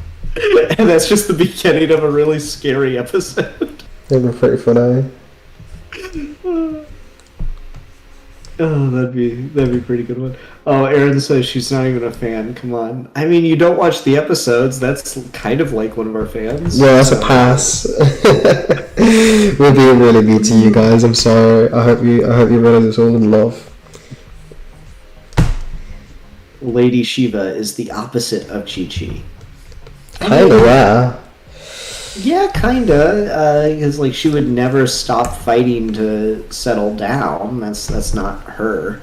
I mean, Lady Shiva kicked David Kane's ass while she was pregnant with Cassandra. So it kind of gives you an idea of like where her like priorities lie for the family, as it were. So take that how you will.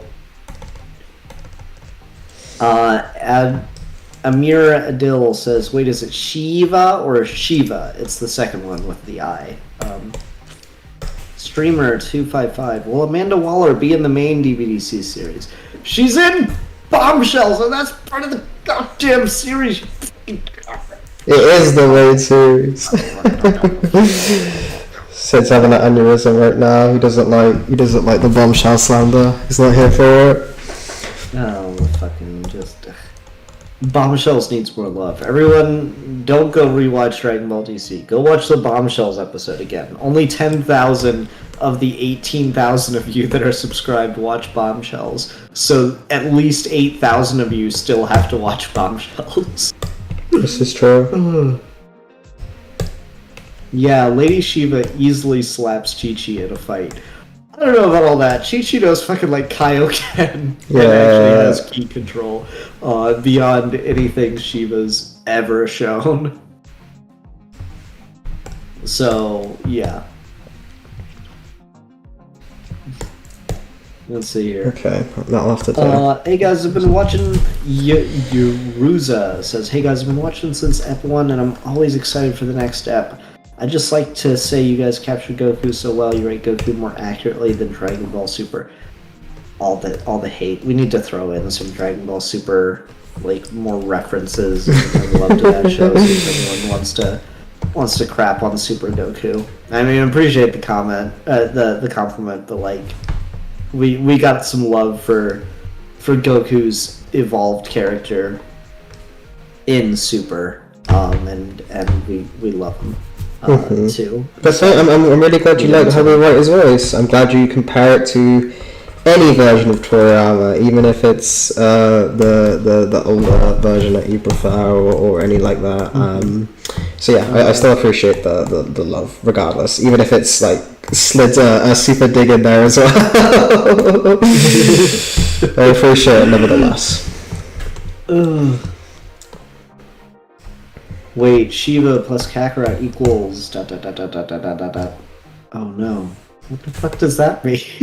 I don't know what that's supposed to imply.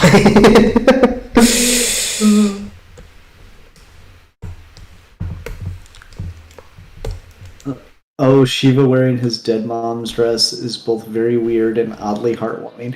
No, it would just be terrifying. Like the idea of Shiva just like baking an apple pie and like God, that'd be like, this is one of those things where there's absolutely no place for this in anything we've got planned. This would have to be like a short or a flashback or something. But the idea of just Goku waking up in his house, or Kakarot waking up in his house one morning and coming downstairs, and Shiva's just like wearing an old style farmhouse dress, and she's just cooking an apple pie, and she's got like full on face makeup on. She's like, "Good morning." Like, oh my god, that would be the best opening to like a just scary, creepy, weird comic book. Like, my gears are already turning on that. I know exactly who the villain of the issue would be. You always pick the weirdest shit to get hyped over. Like, you just don't understand how easily I could make that into like imagine yourself. You're going to the comic shop every week. You're picking up issues, and you know who Shiva is as a character. You are one of the smart ones who's comprehended the dynamic between Shiva and Kakarot, and you know that she is absolutely not the housewife character. And you open your book, and that is the opening scene of the book. You would be so hooked and so confused right away. You got a point. You do know how so to hook unsettling. Like, that's just it's just such a good idea, and I know exactly what I would do with that story. That'd be super fun. Like, that's the thing for me. I love long form storytelling for opportunities like that and shit.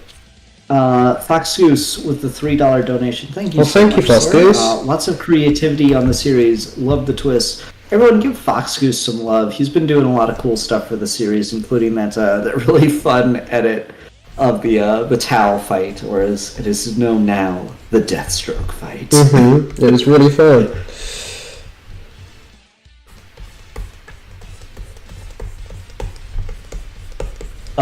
So Saiyans are in DC. Does that mean this is an alternate timeline to Smugstick's What If Superman was in Dragon Ball? Oh, if no one watches the video. It's something special. I mean, at that point I can't blame it, because yes, but not for long, and stuff like that. So just keep an eye out, I guess. Yeah. The plan is to eventually retcon that. But it's in episode 1. Like I don't know. My video is frozen on your end from the looks of things. Oh.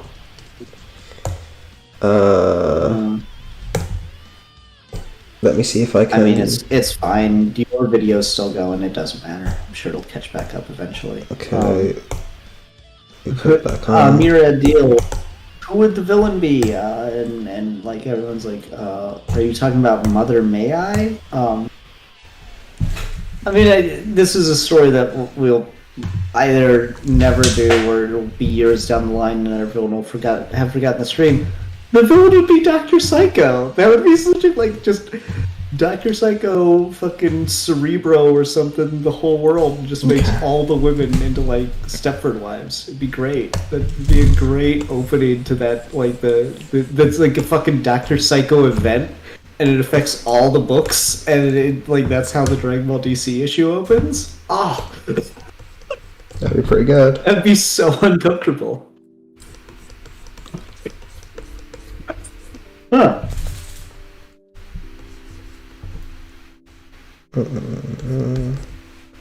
Are we there? Oh yeah, never mind. I was wondering what happened then. Sid had to blow his nose on that one. I was hoping it could just cut out on my end. Okay. Alright, I've got an idea for what the Super Saiyan hair should look better now. And then I'm doing this on a rougher layer so I can go over it and then sketch over it, and it'll be okay. I'm on mute dying and you're coming through so damn quiet. Am I coming through quiet? Hello? Yeah, you're fine. You're just mumbling. Oh, okay. I don't know what's going on anymore. Let me live. Okay. No, sorry.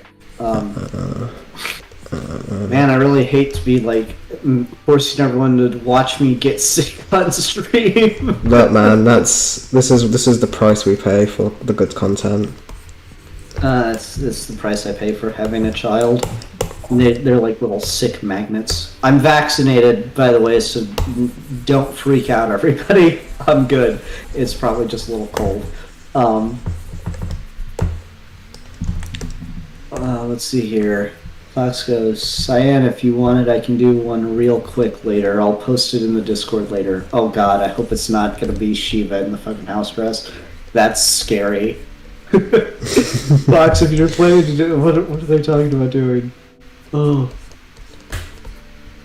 I hope it's not that, because that's gonna be terrifying, and It's gonna be that Talk one. Lady Shiva will kill me. That's good. You deserve death.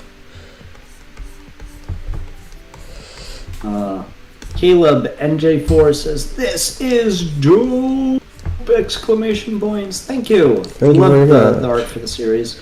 That's one of the things I'm actually very, very proud of for Dragon Ball DC, and you were the one to really push for it, was to get original designs for the costumes for all our characters. Hey man, it's just And cool I when think you that's do a it. great move. I'm the suit snub. I'm the guy who's very particular about it, so I wanted to have a very distinct, very particular look for our series, and I get very annoyed and very an asshole when it's not. But it's the price we pay, I suppose. Yeah, I guess so. Hashtag dick for fun. That's me. I mean, now that I've mentioned it, everyone's talking about it. Everyone get vaccinated. Hashtag get vaccinated. Hashtag get vaccinated. Please, for the love of God. It's been a year. I'm tired of this. Please get vaccinated. I want to Not go get and see political, Sid. but, like, actually take care of yourself. Yeah. I want to go see Sid. You guys want me to see Sid, right? You want me to go and have a real collabs? Then get those goddamn vaccinations so we can don't have to worry about this anymore. Oh no! Now everyone's talking about making Shiva in the house dress. All right, Fox. If you want to do it, message me. We'll turn it into a Legends cover. We'll do this like properly. I don't want to. If it's gonna be done, it's gotta be done to the creepiness that it deserves. So don't go crazy on it. But if we're gonna do it, that'd be a fun Legends cover, and I might write like a little short about it if we make that happen. So that could be something people look out for. Why people want Maid Shiva? Because we're just talking about it. This is a fun idea. I get passionate about this stuff. He gets passionate about the weirdest ideas. You don't understand how, like, God, that would be so... I know, alright guys, let's just for a part of how weird we both are, right? I'm the guy who's like, oh yeah, we should have like reality warping battle, or like from like the depths of hell, and the gates of the universe will open up, and it'll be like nothing you've ever experienced or seen before, and with the coolest hype of shit. And I'm weird for that. I'm weird for Solar Shark, right? But then like you mention anything to do with like domestic or like relationships or like sex jokes, and then Sid Parturia parks up like a motherfucker. And I don't understand. we've all got our niches as writers. Discord. We've all got our niches. Yeah. Pineapple Sauce with your disgusting name. I has just done a $5 super chats. Thank you so much. Oh hell yeah! Thank you. It says, I just want to let you guys know I love the series and you guys making it. Thank you and keep up the great work. Thank you so much, sir. We definitely will try to. Yeah. Oh man, Fox Goose has ideas. We'll talk after the stream, man. We'll talk after the stream. This is gonna be awesome, though. I'm hyped for it. I'm already hyped. Alfie with his fucking grand cosmic stuff. Me with just the just the weird like God, dude. You never gone to like a comic store and just saw like a cover that made you go like, what the fuck? Yeah, I didn't pick up that issue. Trenton Brown with a $2 donation says, how much of a nightmare is it to draw SS hair? Not really. It's quite relaxing. It's just it's not a nightmare. It's just making sure it looks right. It's like you gotta be. It's surprisingly particular to get it to look right. But I think I've got the basic shape of it here, and then I can properly line this up a little bit now. Yeah, that looks like a decent gauge for this. And then we'll be done on the basic line art for both SS and base. Like, picked up a book just because of like how crazy the premise on the cover is? You've never done the Silver Age? If it was like I'm for like underneath 1 billion tons this mountain stands the Hulk. Like I'm here for that. Like you didn't see the cover, like it was just a couple years ago now, during like Mr. Miracle run and stuff. It's like is a homage to all the Silver Age stuff where it's like Superman like crying and Lois is like, sorry Superman, but Darkseid is the love of my life. Yeah, I remember that one. That shit's great, man. I fucking love shit like that. That's so good. To each their own, I guess. That shit does it for me, man. Drawing Super Saiyan 4 hair, I feel, is a lot harder. I don't know. I mean, it depends. Super Saiyan 4 hair, I think, is easier because you get to cover a lot of the mistakes up with the black. It's not. Super Saiyan hair isn't as forgiving as Super Saiyan 4. You have to be quite particular with it. Are you gonna do more of just like a traditional style line art for the Super Saiyan hair, or are you gonna do the thing I love? The glowy? You want the glowy? I love the glowy, man. The glowy's my shit. Not with Dragon Ball art style stuff. I don't think it works as well. So this would probably be traditional. On occasion, but fair enough. Fair enough. If it was a comic art style one, I definitely would. Yes. Confirmed by Alfie, Sid's favorite villain is Sleaze. What the fuck's Sleaze? I have no idea who that is. So confirmed by Alfie. I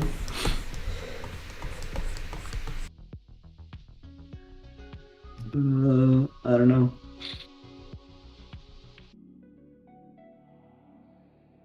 Ah, you're mean. You're just a bully for fun. That's all you are. Caleb NJ4 says, "Oh, I have a what the fuck comic moment. That time Tony Stark turned into a robotic woman." What? I've never heard of that. What is the most disappointed you have been by a story? I mean, I guess it's got to be like I've talked about this before, and I always feel awkward talking about it because I always worry that someone's gonna like clip it out of context or something. But so in college, I took a class called shit's about to get heavy quick. I took a class called The Holocaust on Film, and it was about films made about and around the Holocaust. So like Schindler's List, stuff like that. And one of the films we watched was a Russian film called Come and See. And I have to give you like the full context for this because otherwise you won't understand like how infuriating this film is. So Come and See is a film made by Russians about the experiences of the Russian people in World War II, particularly because the Soviets paid a very high cost in the war as they like were not prepared for like a full-scale war. Their society was really behind step, huge technological disadvantage going into it. And so the Germans marched through a large and of the Russian countryside, and that was the like upper brass's strategy was to let them and just kind of pick them off and try to burnt soil. No, that's not the Scorched Earth. I can't. Scorched Earth, thank you, is the name of the strategy. So like they'd poison wells and they'd burn crops as the Germans advanced to cut them off many resources. And it worked, but it's obviously very high cost. And so it's a film about the experiences of the Russian people living through that. And it is meant to show you just how hard they had it. And I cannot stress to you enough how disappointed I was in this film, because instead of showing like the Soviet government causing the harm to these people, and showing like disdain for their own people, and instead of showing the Nazis just being like this terrifying force, which they do show. There's a whole scene where the Nazis throw everyone in a barn and light it on fire. Instead of showing that, they show the like people of Russia, the people you're supposed to be empathizing with, just being god awful to the main character, this kid, to the point where you get to the end of the movie, and I literally had this thought, and I'm still like so shamed by this thought that it's really stuck with me. And I was like, man, maybe they had a point about how awful Russia was. Jesus. I was just like, fuck! This movie just made me agree with Nazis. How do you fuck up that hard? So yeah, worst movie I've ever seen. Come and See. Do not recommend. Really bad film.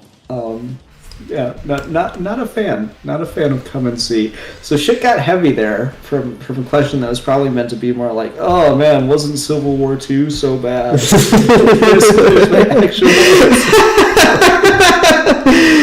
Oh, exclusive content here at Geeks with Ed.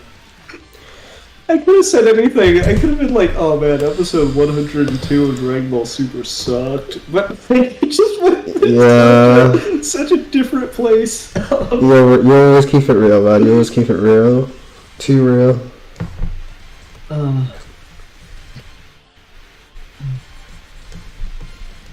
Man. What if Kakarot trained with the new gods and maybe obtained God Key? Question mark, question mark? Who's to say? It's kind of possible, but is that how God Key works? Where would the new gods train Kakarot? Like, which new god specifically? They're not all part of the same group. Like, there's a lot of buts to that you might want to elaborate on. I mean, at the moment, I think he's just worried about not dying of a heart attack. But that's just me. Yep, pretty much. When Shiva outfit streams, I'm sorry, I didn't know what I knew exactly what I'd start. Yeah, don't even lie. Don't even lie.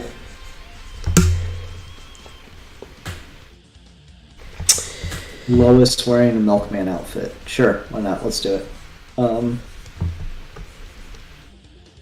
Every now and again, we need to sit down and rap with the kids, Sid. I know, like, it's... Sometimes you gotta talk about the heavier stuff. What can I tell you?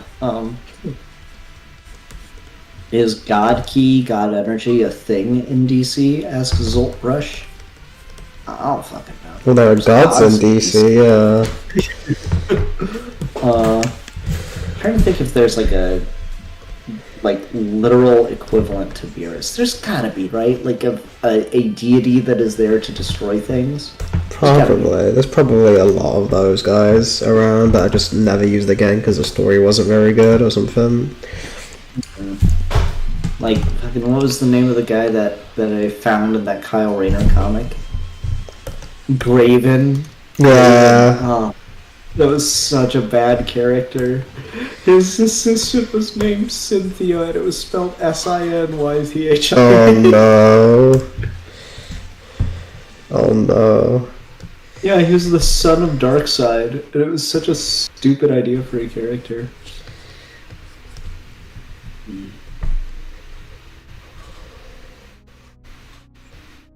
Listen, I came to the stream because the thumbnail was cool, so good job. Yeah, it was a good thumbnail. I like the pencil. The pencil was a nice touch. Thank you.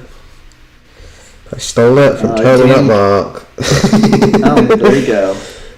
Fucking thief. That guy's thumbnails are great. Totally not a thief for fun. Exactly. Goku becomes Milkman Man. We did joke about this, that there's a really good like horror comic you could make about the Kens just putting baby Kakarot like in the barn with the cow and just like holding the door shut as the cow just like yeah, that would be so fun. Like, oh, no, don't let it out yet. He needs to feed, and then they open the door, and the cow's just like fucking skeleton and been drained of all its bodily fluids. Yeah. And then baby Goku's just like. It'd be something special. We have really wild ideas like that sometimes that never get in during scripting sessions. We're horrible people. I know. It's fun to talk about. Someone commissioned that.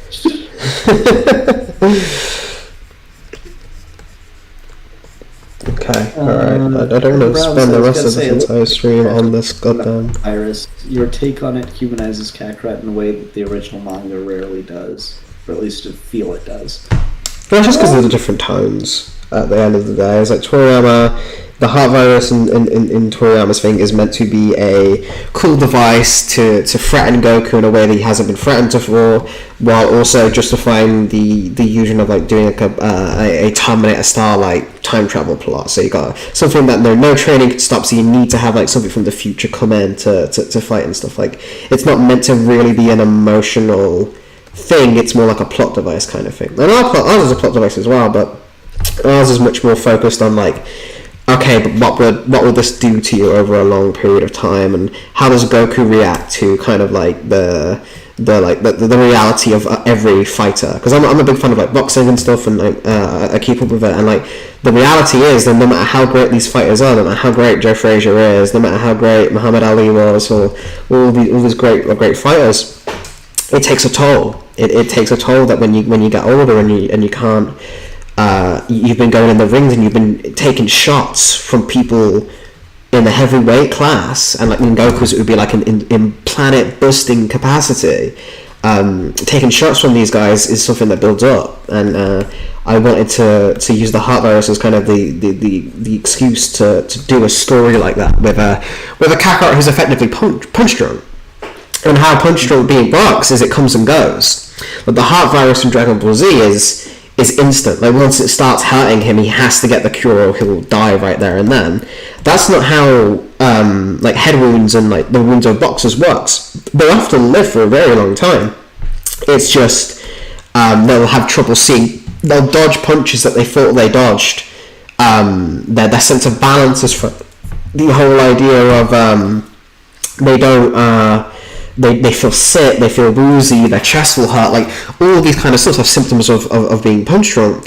And I think it's really interesting to apply that to Goku, who was such a symbol of fighting, who real life fighters have like quoted as like, I want to be like Goku, or they'll wear like Goku merch or stuff like that. I thought it was really fascinating to do something like that. So yeah, that's more so the reason of why we're taking our time. We're not trying to improve on anything Toriyama did, because again, Toriyama's a master at what he does. He doesn't need to be improved on. It's instead more this is a different take using the same kind of device, which I'm glad people are responding to. Sure. TQ Edits just posted in the Discord his work in progress for Dragon Ball DC outro. So that's cool. Very cool. I'll link that in chat so people can go see the work in progress. I'm gonna go silent for a minute while I just watch it. he's abandoning me, folks. He's ditching me on these streams left and right. I hate it here. But yeah, Super Saiyan House is difficult, but I don't want to spend the rest of the stream fiddling around with her. We've already made pretty good progress for the time, so I'll move on and just line this now, so we can all move on with our lives.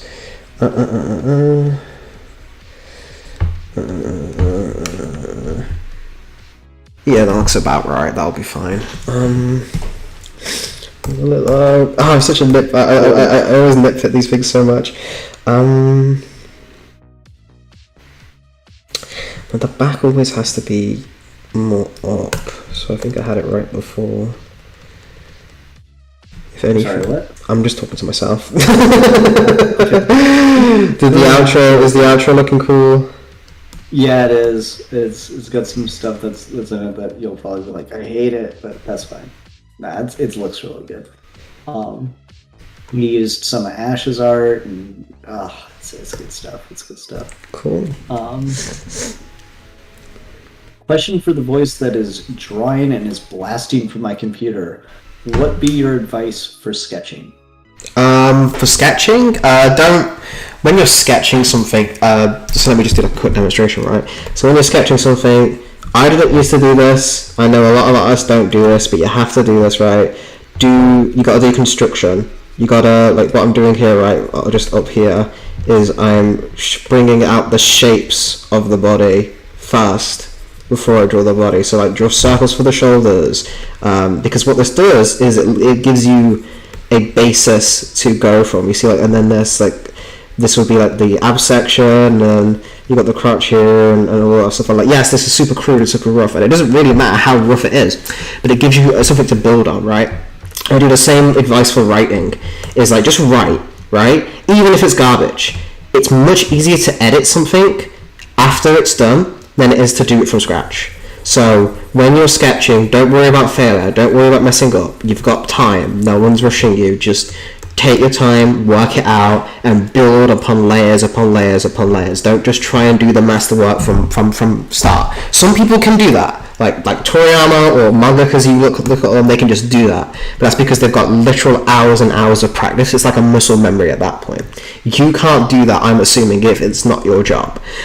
So don't worry about it. Just take your time, and you'll get there. With promise. Like it's. I'm entirely self-taught. And I'm by no means a great artist or anything, but like most of the great artists I follow are self-taught as well. And there's plenty of resources to go. If you join our Discord and you want art advice or anything, just feel free to at me or anything. I've got resources I can send your way that help me. So yeah, just don't be intimidated by it. Just give it a go and you'll be fine. Tritton Brown, comic book question. Oof, okay.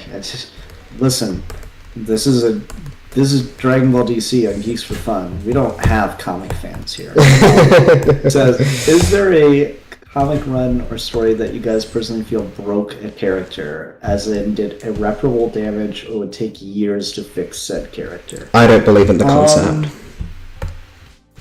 I don't think you can break a character.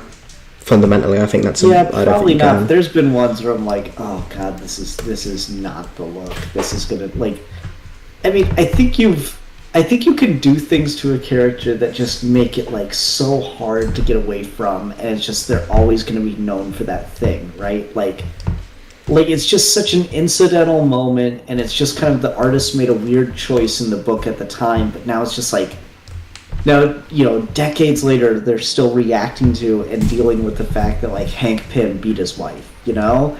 Like, you could do really big harm to a comic character with just some of the simplest mistakes, you know? Because like you know the panel I'm talking about, right? Yeah. Where Hank Pym hits, like in the script it's like he pushes her aside, he brushes her aside, so it's just meant to be like she's like running over to him, and he's got he's supposed to have like a hand up and just kind of like throwing her arm off of him or whatever. Pretty like typical melodrama kind of pose. And the artist is just like, it just doesn't look very dynamic. You know, they're superheroes. He's just gonna slug her one. And it's just fucking decades later, we're still dealing with the fact that Hank Pym beats his wife. So you would be surprised what little you have to do to like really leave just a really unfortunate lasting impact on a character. But can you destroy a character? No, you're probably right on that. But you can make it really, really hard to come back from for a character. My argument to that would be is I think that's a problem with the fandom than the actual stories at play.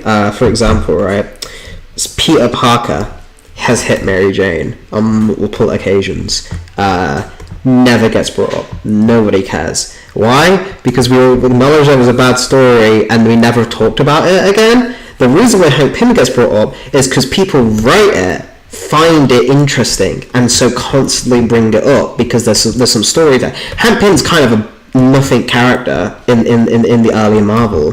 So that became one of the defining things that, okay, what would happen if a superhero beat their wife? There's some narrative potential to that. It's not necessarily a topic that should be talked about by writers who maybe don't have the skill to talk about that delicately, but it's something that they approach with it, and I think that's more so why it got talked about than it actually being the act itself destroy the character. I know there's some lines that you shouldn't do for a character, like I know Mark Miller wanted to do the rape of Wonder Woman, and you should never publish that should never exist, but I don't think that would destroy Wonder Woman as a character. It's just common sense. Don't fucking do that, you idiot. Yeah, no, for sure. Like, it's destroy a character, no, but like it can really linger. Like the simplest thing, unfortunately, can linger on a character. I mean, God, you know, like fucking what was it? Aresia and Hal Jordan stuck around for fucking years. And Jeff Johns came in and retconned it and didn't really fix it. It's still weird, but it's better. Fucking, what else? There's another Hal Jordan. Oh yeah, Hal Jordan's got a rebooted origin in like the late 80s, early 90s, and they made him responsible for drunk driving and like paralyzing one of his friends for life, like as part of his new origin. And that stuck around for a long while. I remember at one point when I was just getting into comics and reading a forum thread where someone said, I could never see Hal Jordan as a hero if anyone who did something like that is just awful. And I'm like, and I had to look up what it was and eventually read that comic, and like, yeah, that was a fucking bad choice. So you can definitely do some stuff that just sticks with people. Like, god damn, me and every X-Man. That's true. I guess again, I think that's because like, that idea, right? And I think this is interesting. I don't want to turn the entire thing on this because we've probably got chat questions, but I do want to mention one thing that, guys, I know it's easy to do this, but you have to remember these aren't real people. Like, Carol Danvers didn't do that. Brian Michael Bendis wrote her to do that. Like, don't attack the writers, because that's even more scummy, because they're real people. Unless like the Dan Slott and they don't do any work, then that guy can go fuck himself. He'll just block you anyway. But like the idea that these characters themselves are responsible and like have physically hurt you or something like that, like, it's fun to make a meme about, but like some people really take it seriously. Like, again, the Dragon Ball example, right? Chi-Chi didn't make Gohan study. Akira Toriyama did. Like, leave her alone.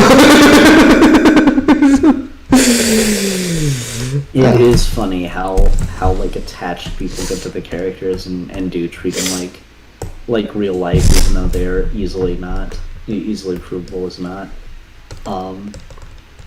It's crazy how that all works out. Interesting. It reminds me of the fact that like soap opera stars sometimes get letters from fans where they're like talked about for being awful people for the stuff their characters do. Mm-hmm. I think about that a lot. He says separate reality from fiction sometimes. Oh. You can certainly defame a character, for lack of better terms. Some get off easy, some get hit hard. Yeah, I think that's fair. Mm-hmm. Like, being an Iron Man fan after Civil War was like you get shot in the street.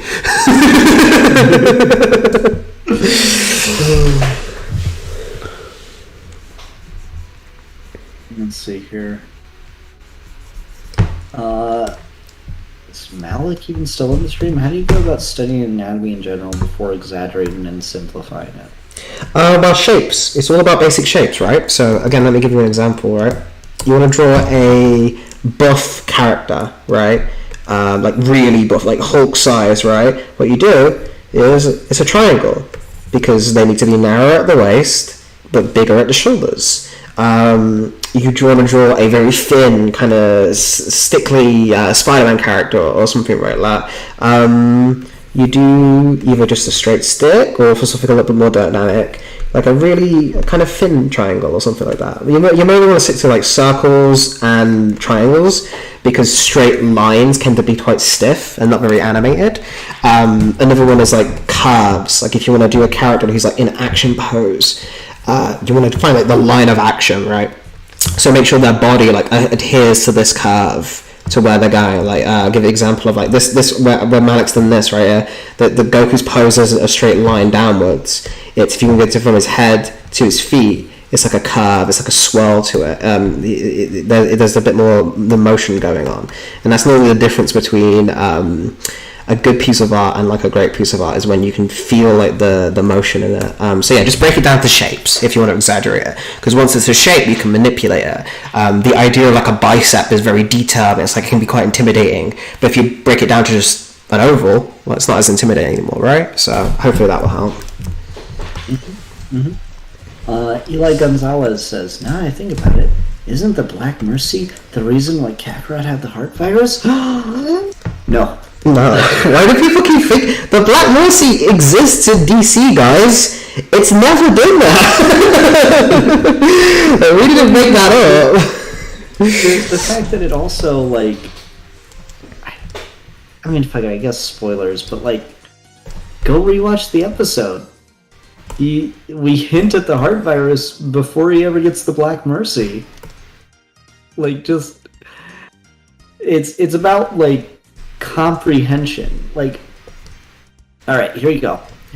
This is, I get hashtag spoiler part 2 a lot on the Discord. Like, all right, you ready? The answer for what gave Kakarot the heart virus. Don't do it. Is in the Super Saiyan saga. It's there. I can't believe you just forced him to do this. Is to go watch it and find out what it was. We don't say, and this interaction gave Goku the heart virus. That's what every other What If YouTuber would do, right? Throwing shade. But like, sometimes the narrative, like, because this is a good opportunity to talk about the strengths and limitations of our series.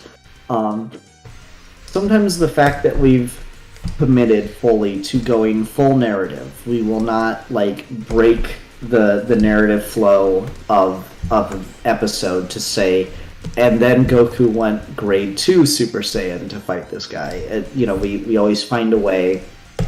We'll sometimes get very close to that, but we always try to finesse it just enough that it doesn't break narrative immersion.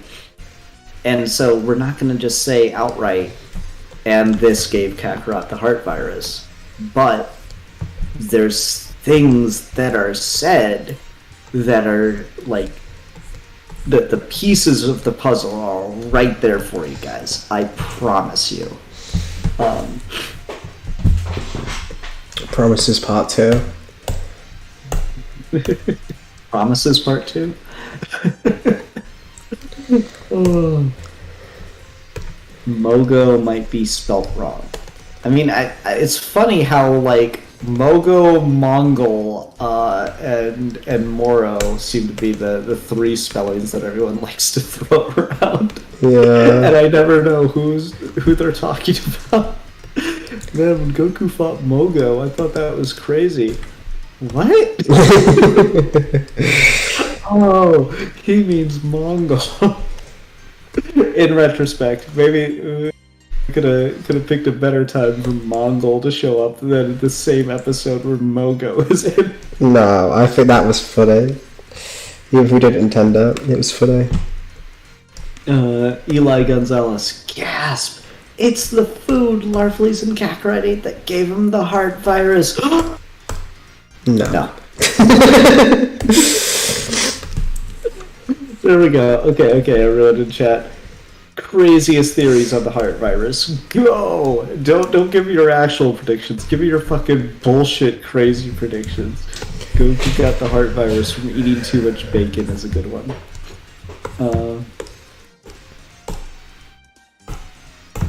Now I'm gonna go watch it and study it. Thank you, Pineapple Sauce. Always here for the studies. Please watch the videos. Please watch all the videos. Leave comments. Oh, there's a fun thing, like obviously comments help the channel grow and stuff.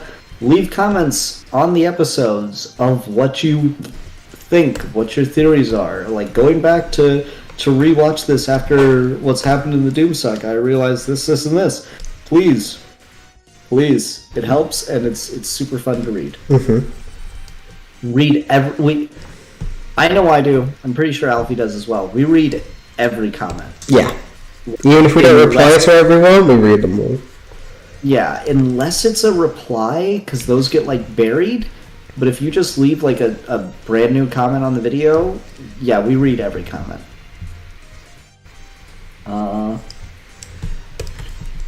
Goku got the heart virus from eating too much carrots. Yep, there it is. Confirmed. The solar shark, that's it. Don't you dare, the solar shark would never. Solar shark's that was innocent the solar being. shark's long game. The solar shark, like, oh, fine, Kakarot, you gonna chaos cannon me in the face? Well, just wait. It's gonna get serious. Just wait. Wait, solar. That's it. Oh my god. Like, I don't even know what's serious sometimes.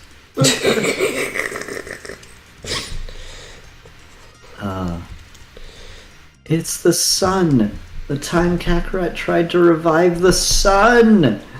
Oh man, I love them all. They're all so good. His overexertion trying to restore the sun. That's not how a virus works. Oh boy. Saiyan Saga, when Kakarot and Shiva had sex, it messed Kakarot up in more ways than one.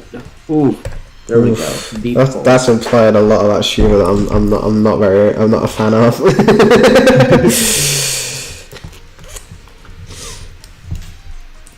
When Kakarot reignited the sun, he strained himself so much, it's like the onset key delay in DBS. That's why he uses key, his condition gets worse and worse. He didn't strain him that much. He's pretty Chadley. He could blow up that sub pretty easily if he wanted to, so I don't know. I think that was more just like the fact of kickstarting it. Yeah, but it's not like fighting Rogozar was a lot more taxing than that, I'm just gonna say, you know. Mm-hmm. That's still one of my favorite, like, you know, power scalers be damned moments.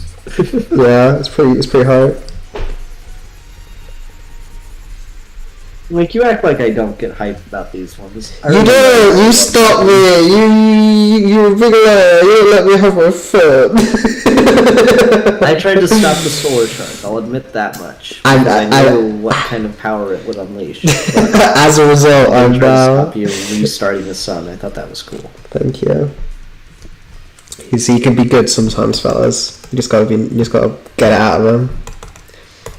When Kakarot traveled in time, he contracted Ligma, which evolved into the heart disease. Hey, sir, do you know what Damn it. What's time travel? Ligma balls.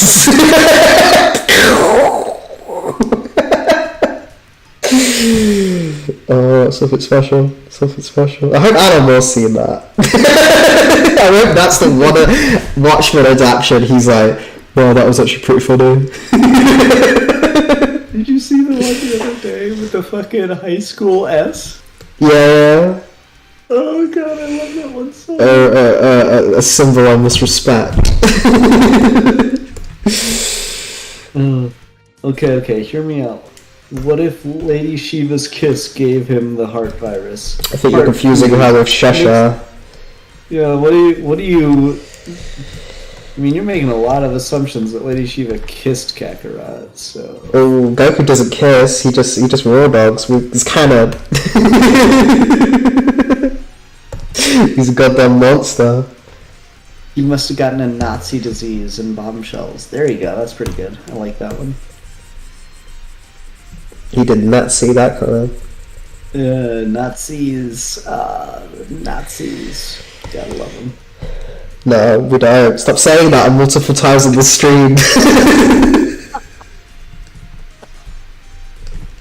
Tired. It just came out. It was a fucking filling conversation. I'm sorry. You're gonna get us demonetized. I'm not about thinking about what I'm saying. I'm just like, yeah, you gotta love them. I'm not associated with Sid Part 2 and the affiliated Geeky Gentleman crew. We've never even talked. Like, I just asked him one time to help me with some writing stuff. I've never talked to him beyond that. Alethla depowered versus Wildcat, boxing only. Wildcat probably takes that. Alethla is a fucking brawler. She's not a finesse fighter. So she doesn't use ki, but like that's the thing. She's like, oh yeah, fine, I won't use ki. We got this. I got this kill. This is gonna be fun. I'm gonna kick this old man's ass. Gets hit once, instantly ki blast. It's like the second she gets a hit on the nose, and she's not ki shielding or anything, instantly ki blast the fuck out of Wildcat. Cool, you got that on it, yeah. What if Khalifa gave him the virus? I mean, You're making a lot of assumptions about Khalifa. Well, women, cooties aren't a thing, my guy. Like, that's not actually real. Like, you can actually speak to a woman and not contract like a heart virus. That I know of. I've never actually talked to a woman before, so don't quote me on that. I'm too worried about getting a heart virus. Exactly. Right? I didn't want to take the chance. From what I've heard. Oh no, Ian, that's why I'm sick. Oh no! It legit is. I got sick from a woman. From a whoa man. Whoa man. Oh my god, that fucking movie. I still remember how mad Ruben was at us for not liking that one. I still feel bad about that a little bit. It's something Like, let me special. guess, you guys hate it. Ugh. We were the Dragon Ball fandom in that moment. No key. Guns are cooler. Yeah, I mean, she'll get in a shootout with someone, but again, Khalifa's a bit of a... She's not exactly a good person. You know? Like, it's the important thing. Like, Goku isn't either when you get right down to it, but he's a little more at the straight and narrow than Khalifa is. She's not exactly a good person. Well, I don't know. She's got a good heart. Let me put it that way. A good heart virus.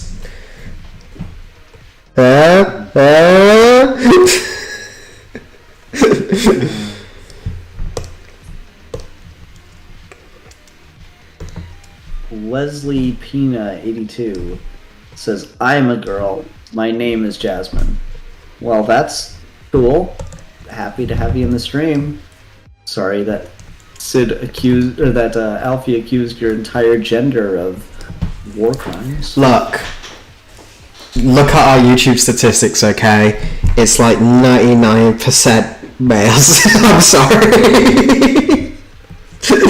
I appreciate you watching the channel though. It's cool. It's cool when we get to meet that like less than 1% of the viewer base. You guys rock. Well, you gals rock, I should say then, and everything in between. Zoltbrush says, Sid, you met a woman? I'll do you one better, man. I made a woman. Oh my god, that's sacrilege. The Amazons would kill you for that. Eli Gonzalez says, I don't know, man. That Black Mercy theory sounds pretty solid to me. Why? Okay, sure. Go for it. I don't know, man. But, like, I'm pretty sure he's even asked about it before, and I told him no then, but... The Black Mercy exists in DC, guys! It's never done this! Like, every fucker in DC has Batman's helmet on him! Batman doesn't have a harmless! It's only because of their Saiyans, though. It's never been on a Saiyan before. So Oh my god, I'm gonna actually stab you in the face. No, I'm leaning into it now, Alfie. They've got us. They got us pinned up against a wall. I'll pin you up against the Black fucking Mercy. wall. What if he never woke up from the Black Mercy, and the entire Doom saga and rest of the Super Saiyan saga is just a dream? Then we've wasted a lot of money on just a dream.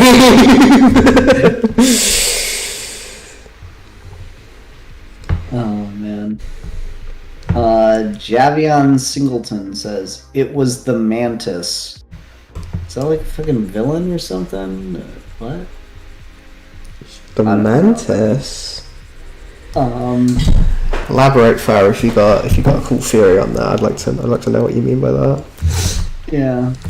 Kakarot heard Alfie hated Smallville and it gave him a heart attack. I don't even hate Smallville. Smallville's it's bad, but I don't have like strong feelings towards it. It's funny. It's funny how like somebody say the theme song alone makes it worth it. The theme song slaps. It's like Crush 40 made a Superman song. It's so true. Kakarot got the virus from falling on his head as a baby, and it's laid dormant for 20 some odd years. For thousands of years, we lay dormant. For thousands of years, I have slumbered. Who has awakened? That's exactly such a cool bit. Okay. Alright, I think. Man. Line up for Super Saiyan. And then you guys want to see a magic trick? So let me. Oh, okay. Okay. What's Super Saiyan, but base form. Super Saiyan, base form. Super Saiyan. What are you doing? I'm swapping that. I'm showing the layouts done for the different forms. Okay.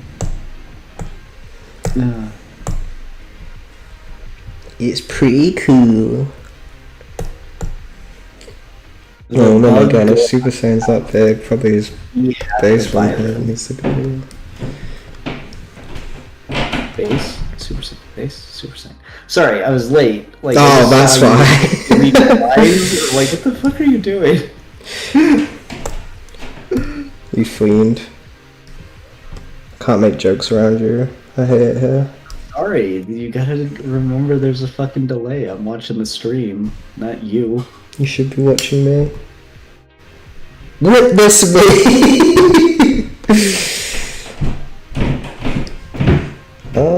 Maybe Goku got the virus because of plot. Damn, that felt harsh. Yeah, wave it at us.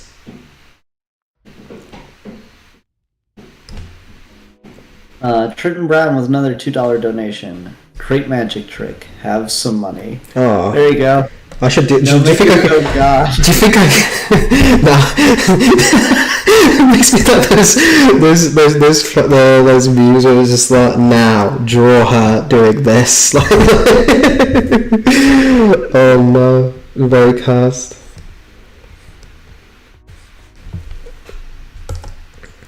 Thaddeus Bone says, the more I learn about the geek for fun taste in superhero media, the more childhood Thaddeus dies.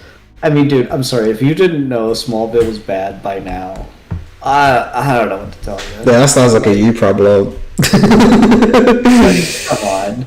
You can love it all the same. It's fine. Like, I remember growing up watching the first 3 seasons of Smallville before I got over it, but, like, come on.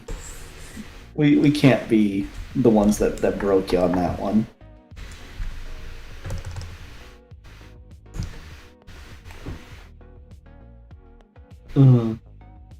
In the first episode of the Super Saiyan saga, Goku already mentioned that he can feel his chest burn the more he spends as a Super Saiyan, so he must have gotten the virus while on Mogo. Well, he's on Mogo when he's got it. So he's either had to have gotten it on Mogo or before. Mm-hmm. And I just said the episode is given to you, the answer is given to you in the Super Saiyan saga. So can we see Green Lantern Goku in DBDC? Nah, but you can see Blue Lantern Adara Kakarot. That's true. The same idea. It's Kakarot with more glowy stuff on him. So, like, really. Mm-hmm. Yeah. I made a cover of that. I could link that real quick. That'd be a pro gamer move. Pro Sid move. Oh. Where's that cover at? A Sid Part Pro. Sid Part Pro. Here we go. This was a fun edit. I even posted this render in the Discord just on its own.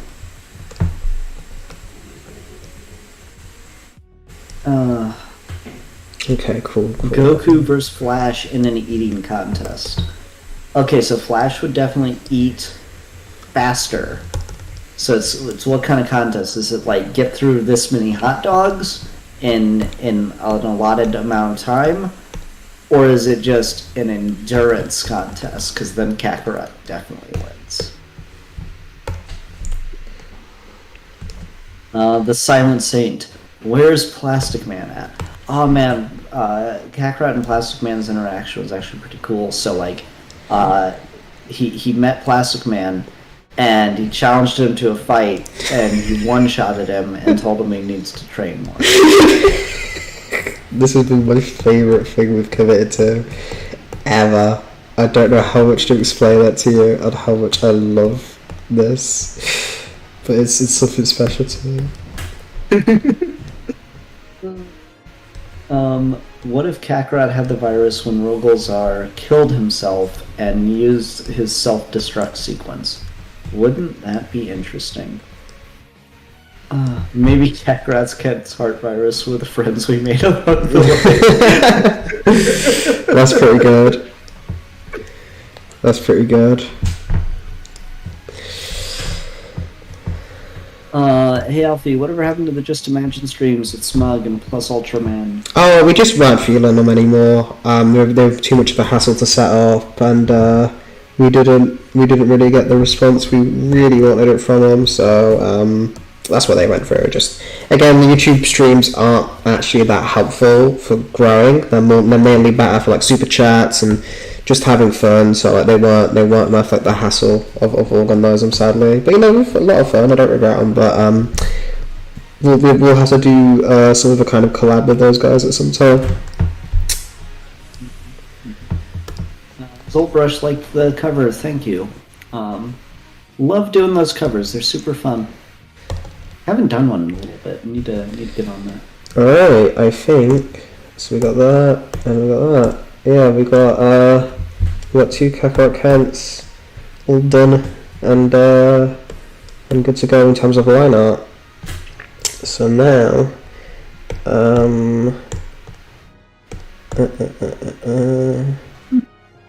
what to do now?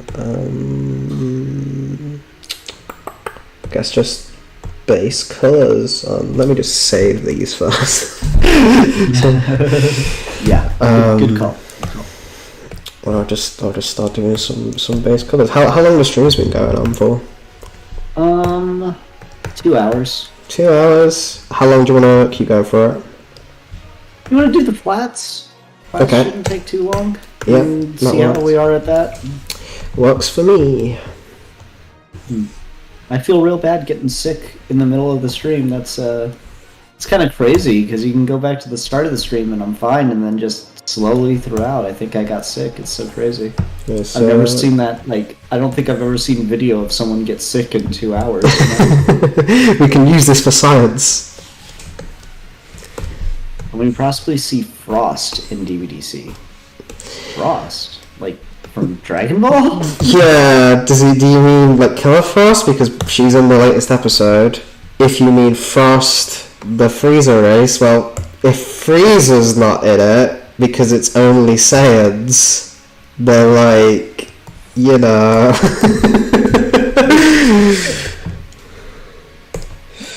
Don't know what else to say at that point, you know. No, it's funny. It's funny. For those interested, Fox Goose just posted a Super Saiyan 4 Kakarot Kent in the fan art on our Discord. So I'll drop the Discord link again, just for poops and grins.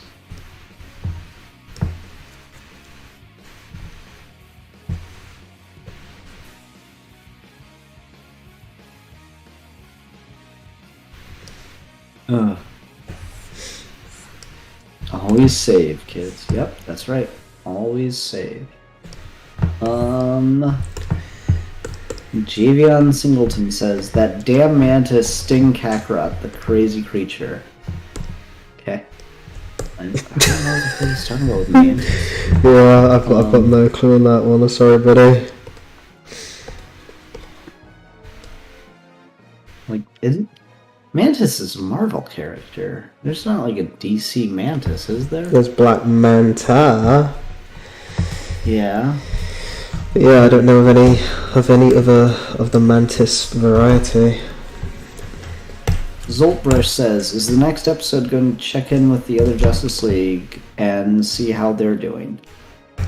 You will get to see the No. Justice League, but not next episode. Uh, Do you want to say okay, when? Sid Part 2. Was it the bug Gohan found had a virus? Was it the bug Gohan found had a virus? Yeah. Yeah, Gohan found a bug that had a virus, yeah. It's the whole scene showing, like, Lex, you know, having a little bit of respect for the kid finally. Yeah, that happened. So confused. Hey, random voice in the drawing. What if you made his gi orange and black, sort of like the gi Vegeta from Super Dragon Ball Heroes? Well, then that No. would be the character model.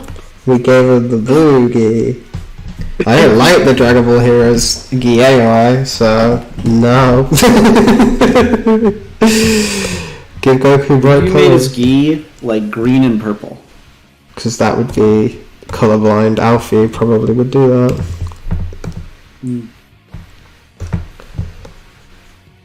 I'm kind of out already, guys. Stop confusing me. Alfie, that bright pink gi is a really bold choice. You know what? I'd do it. Rose Goku.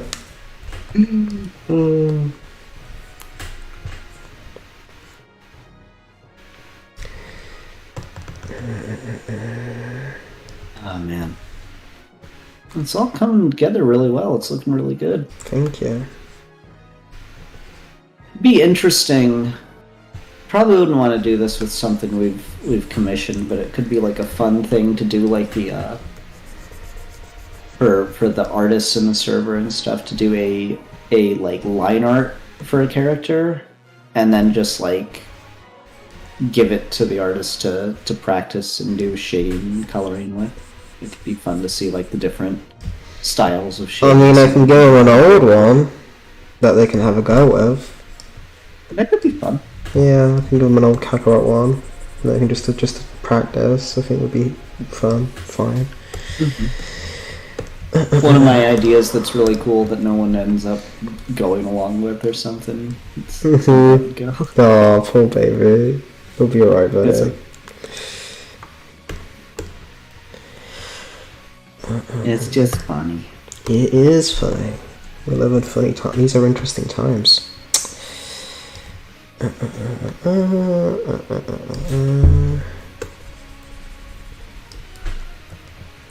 Oh my god. Fox Goose, you're like just so fast. Ah. That's what she said.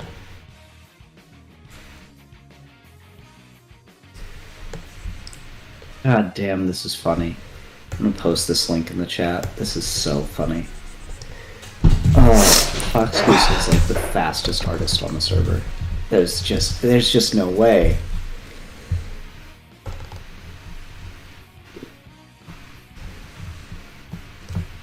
That's so fucking good. Oh. For those that don't know, Fox Goose also did the besides the Deathstroke versus Kid Goku thing. Fox Goose also did the the Vegeta and Wonder Woman on the Invisible Jet image that everyone got crack out of. Ugh. Ugh. I know since it's the Super Saiyan arc, it's focused around the Saiyans, but I like to see how the characters were affected by the last arc. Loved how you interpreted the characters. And thank you so much. What do you mean specifically? Because like the last art was mostly in space.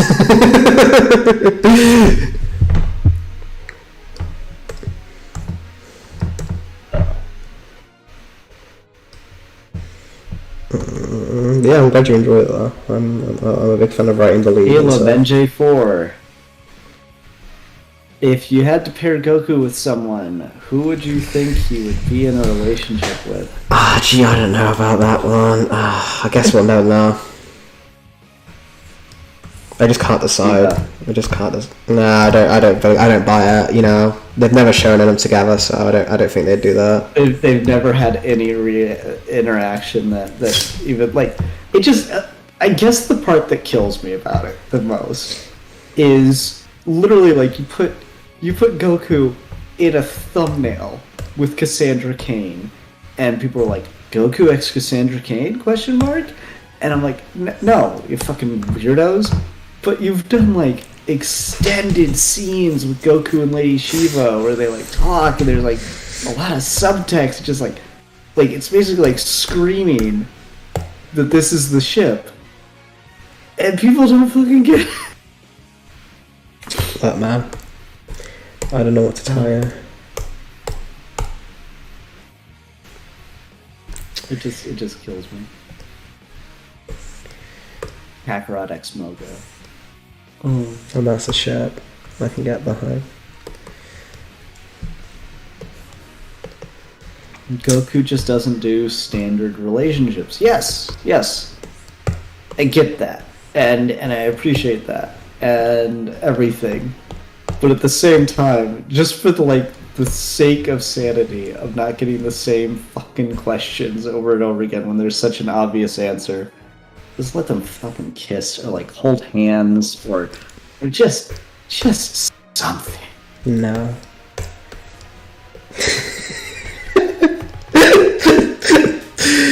Oh, funny times. There's an interesting one. I like this story. Kohan Maxi says, but if he wasn't with Shiva, I'd pair him with Harley. When we were initially plotting out the show and talking about, who would be with who, Harley did come up as an option because we could see like a dynamic between the two of them, but we decided we like Harley being with Ivy as a better thing, so we didn't want to take that away from her. So that's fun little behind the scenes, work in progress situations.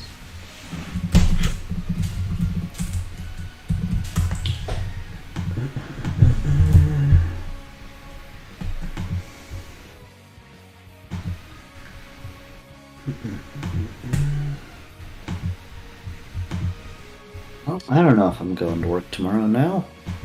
That's cool. Big sick part 2. Yeah, no, I mean it fucking happened fast. Haley was telling me, we were on a walk, like literally before, like maybe half an hour before the stream, we were on a walk. And she says to me, I'm trying not to touch you or do anything with you because I don't want to get you sick. I'm like, well, listen, if Leah got you sick, and I haven't gotten sick from either of you yet, then I'm probably fine.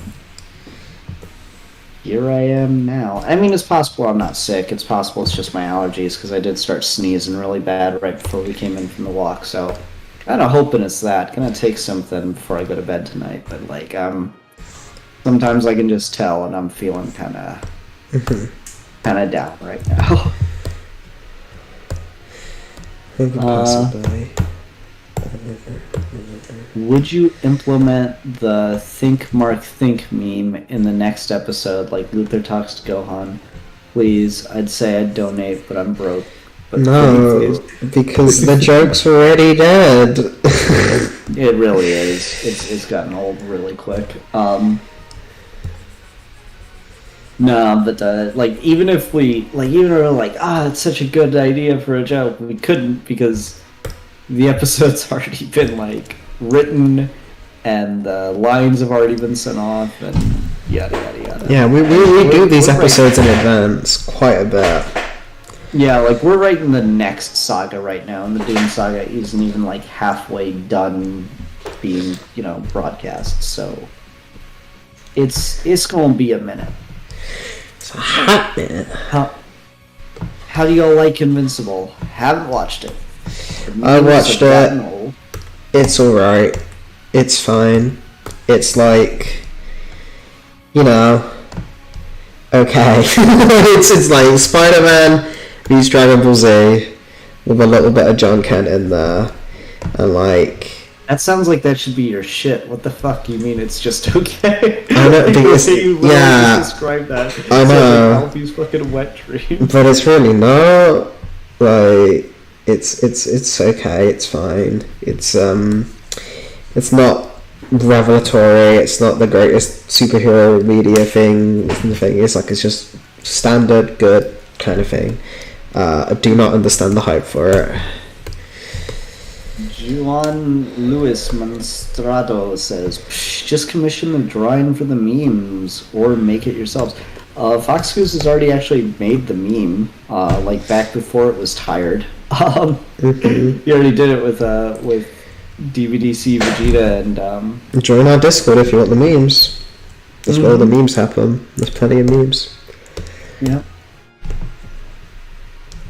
If the Savage Dragon or I Hate Fairyland gets an adaptation due to the success of Invincible, I ain't gonna be surprised. I've never read Savage Dragon. I have no idea what the fuck that book's about. All I know is apparently in one issue he does porn, and I'm like, what? The 90s was a weird time. Well, we're getting some people joining the Discord for the stream, so thank you to Cyan and Craving Wild. Yeah, Whoever thanks. you are watching the stream. Always like when new folks pop in. It's always a good time.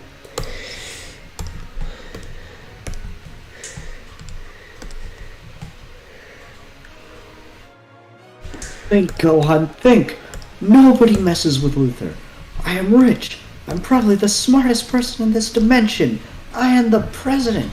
And this trash, points at 17 and Grundy, dares to challenge me? Yeah, no, that's pretty on point, though. I could say I do think I understand why that moment became a meme. No lie. Ah, look at those boots. Everyone that wants to make Kakarot Ken art, focus on the boots right now. The boots are very important to me, and they don't get the justice they deserve. you get what you fucking deserve.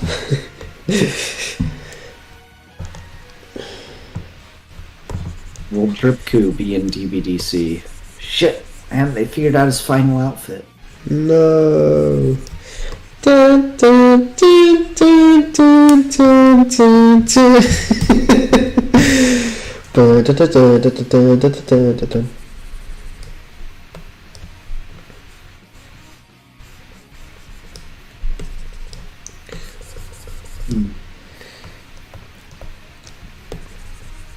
I just like Superman red and blue. Will there be an orange and blue Kakarot? That could be fun. I don't know. Someone should make a cover of that. That would be cute because it'd be just you just do a color swap kind of thing. But in terms of actual in story, no, because again, I'd have no reason for it outside of the meme.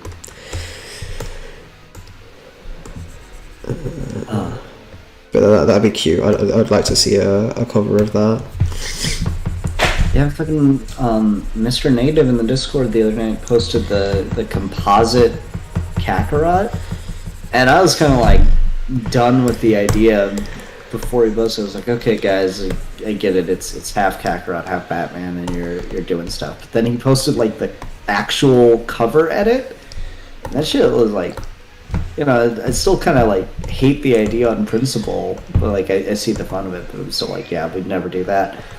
But like, goddamn, just seeing it fully realized, like using the original art and everything, was pretty cool. I'm not gonna lie. That's always fun. Always fun. Okay, so is this what you meant by the black? What are you hides talking the about? mistakes more? Yeah. Because it just covers basically all the work I've done on that.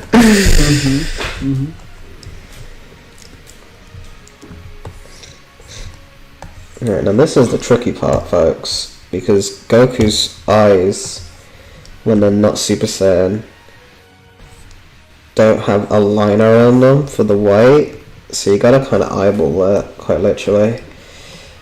Okay, so get my Shintani references up. Okay, So he goes about here, and then it goes to about here. Okay. No, it's like he's in Ultra Instinct.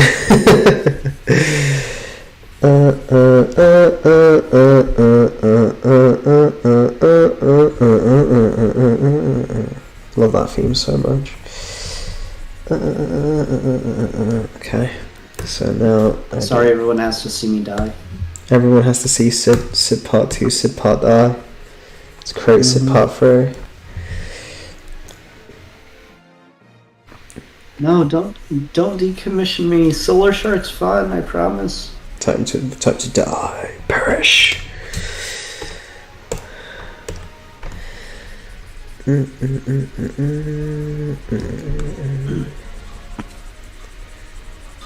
What if Kakarot landed on China? Oh, there's a fun twist on the red sun premise I don't think anyone's made. Yeah, that would be cute. Instead of communist Russia, it's communist China. That's a little more clever. I like that. There's something to it. Kakarot and Mal. That'd be fun. Does Vegeta Mom ever will appear in DBDC? When Toriyama does it, I guess. Oh yeah, we do actually have a thing about that, don't we? Yeah, we do. I forgot. It's over a year old at this point because it was the last stream I did before Leah was born, and Leah's birthday is on Friday, so it's over a year old at this point. Well, we'll get to it. I just got more important good stories to do first, Yeah, I know.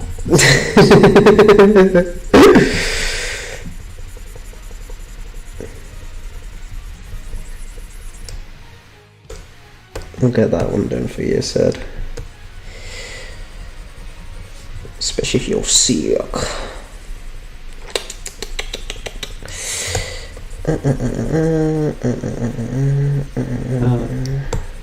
Good shit.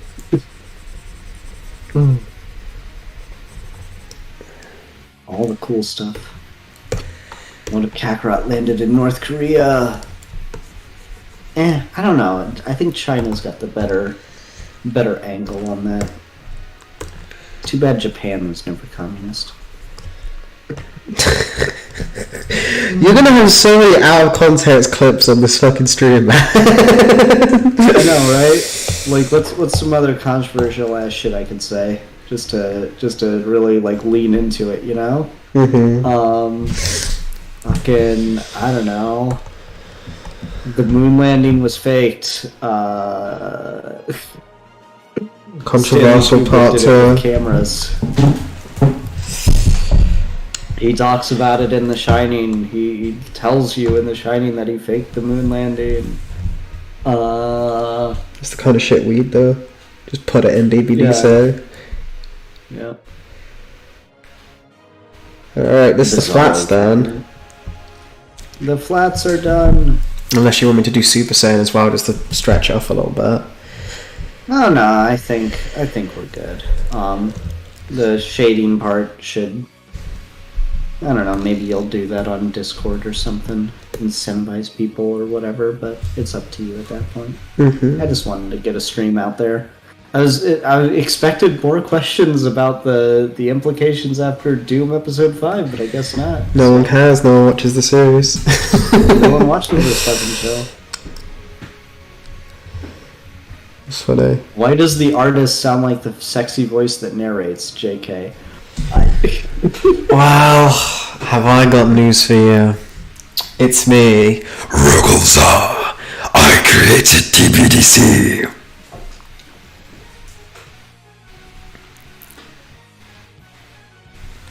And you see a sister of Kakarot, kind of like Supergirl.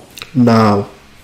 No. Because I saw what y'all were commenting on Smug's What If Khalifa Was Goku's Sister video. You Alabama ass motherfuckers. I don't want any of that. I don't want any of that in my channel. You keep that over there. You keep it over on Smugsticks videos. You bring that nonsense over here. No siblings allowed. I wonder what this universe's version of Crypto would look like. A cloud. Well, yeah, I guess.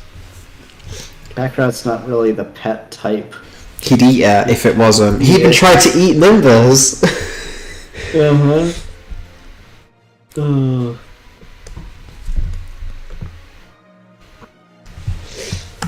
What if random citizen goes into Kakarot's house and T-pose on his couch?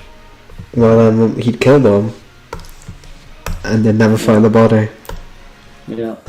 Good, really good work on the piece, man. Like, it's crazy to me how, because Dragon Ball always has such, like, a simple shading style that it's crazy how complete a piece looks with just flats, That's true. Oh, really good, though, man. I love it. Thank you, appreciate it. Right. I appreciate it a lot. Everyone, thanks so much for coming to the stream. Yeah, definitely. We always love having you on. We always like talking with you. We always like chit chatting. And it's always a good time. So be sure if we do another one of these to do any more of these, because we've got quite a few sketches we can be working on for that kind of stuff. Be sure to tune in and share the channel around, and all that good stuff. So yeah, folks. This has been an absolute pleasure, and I will all bid thou adieu. Ew.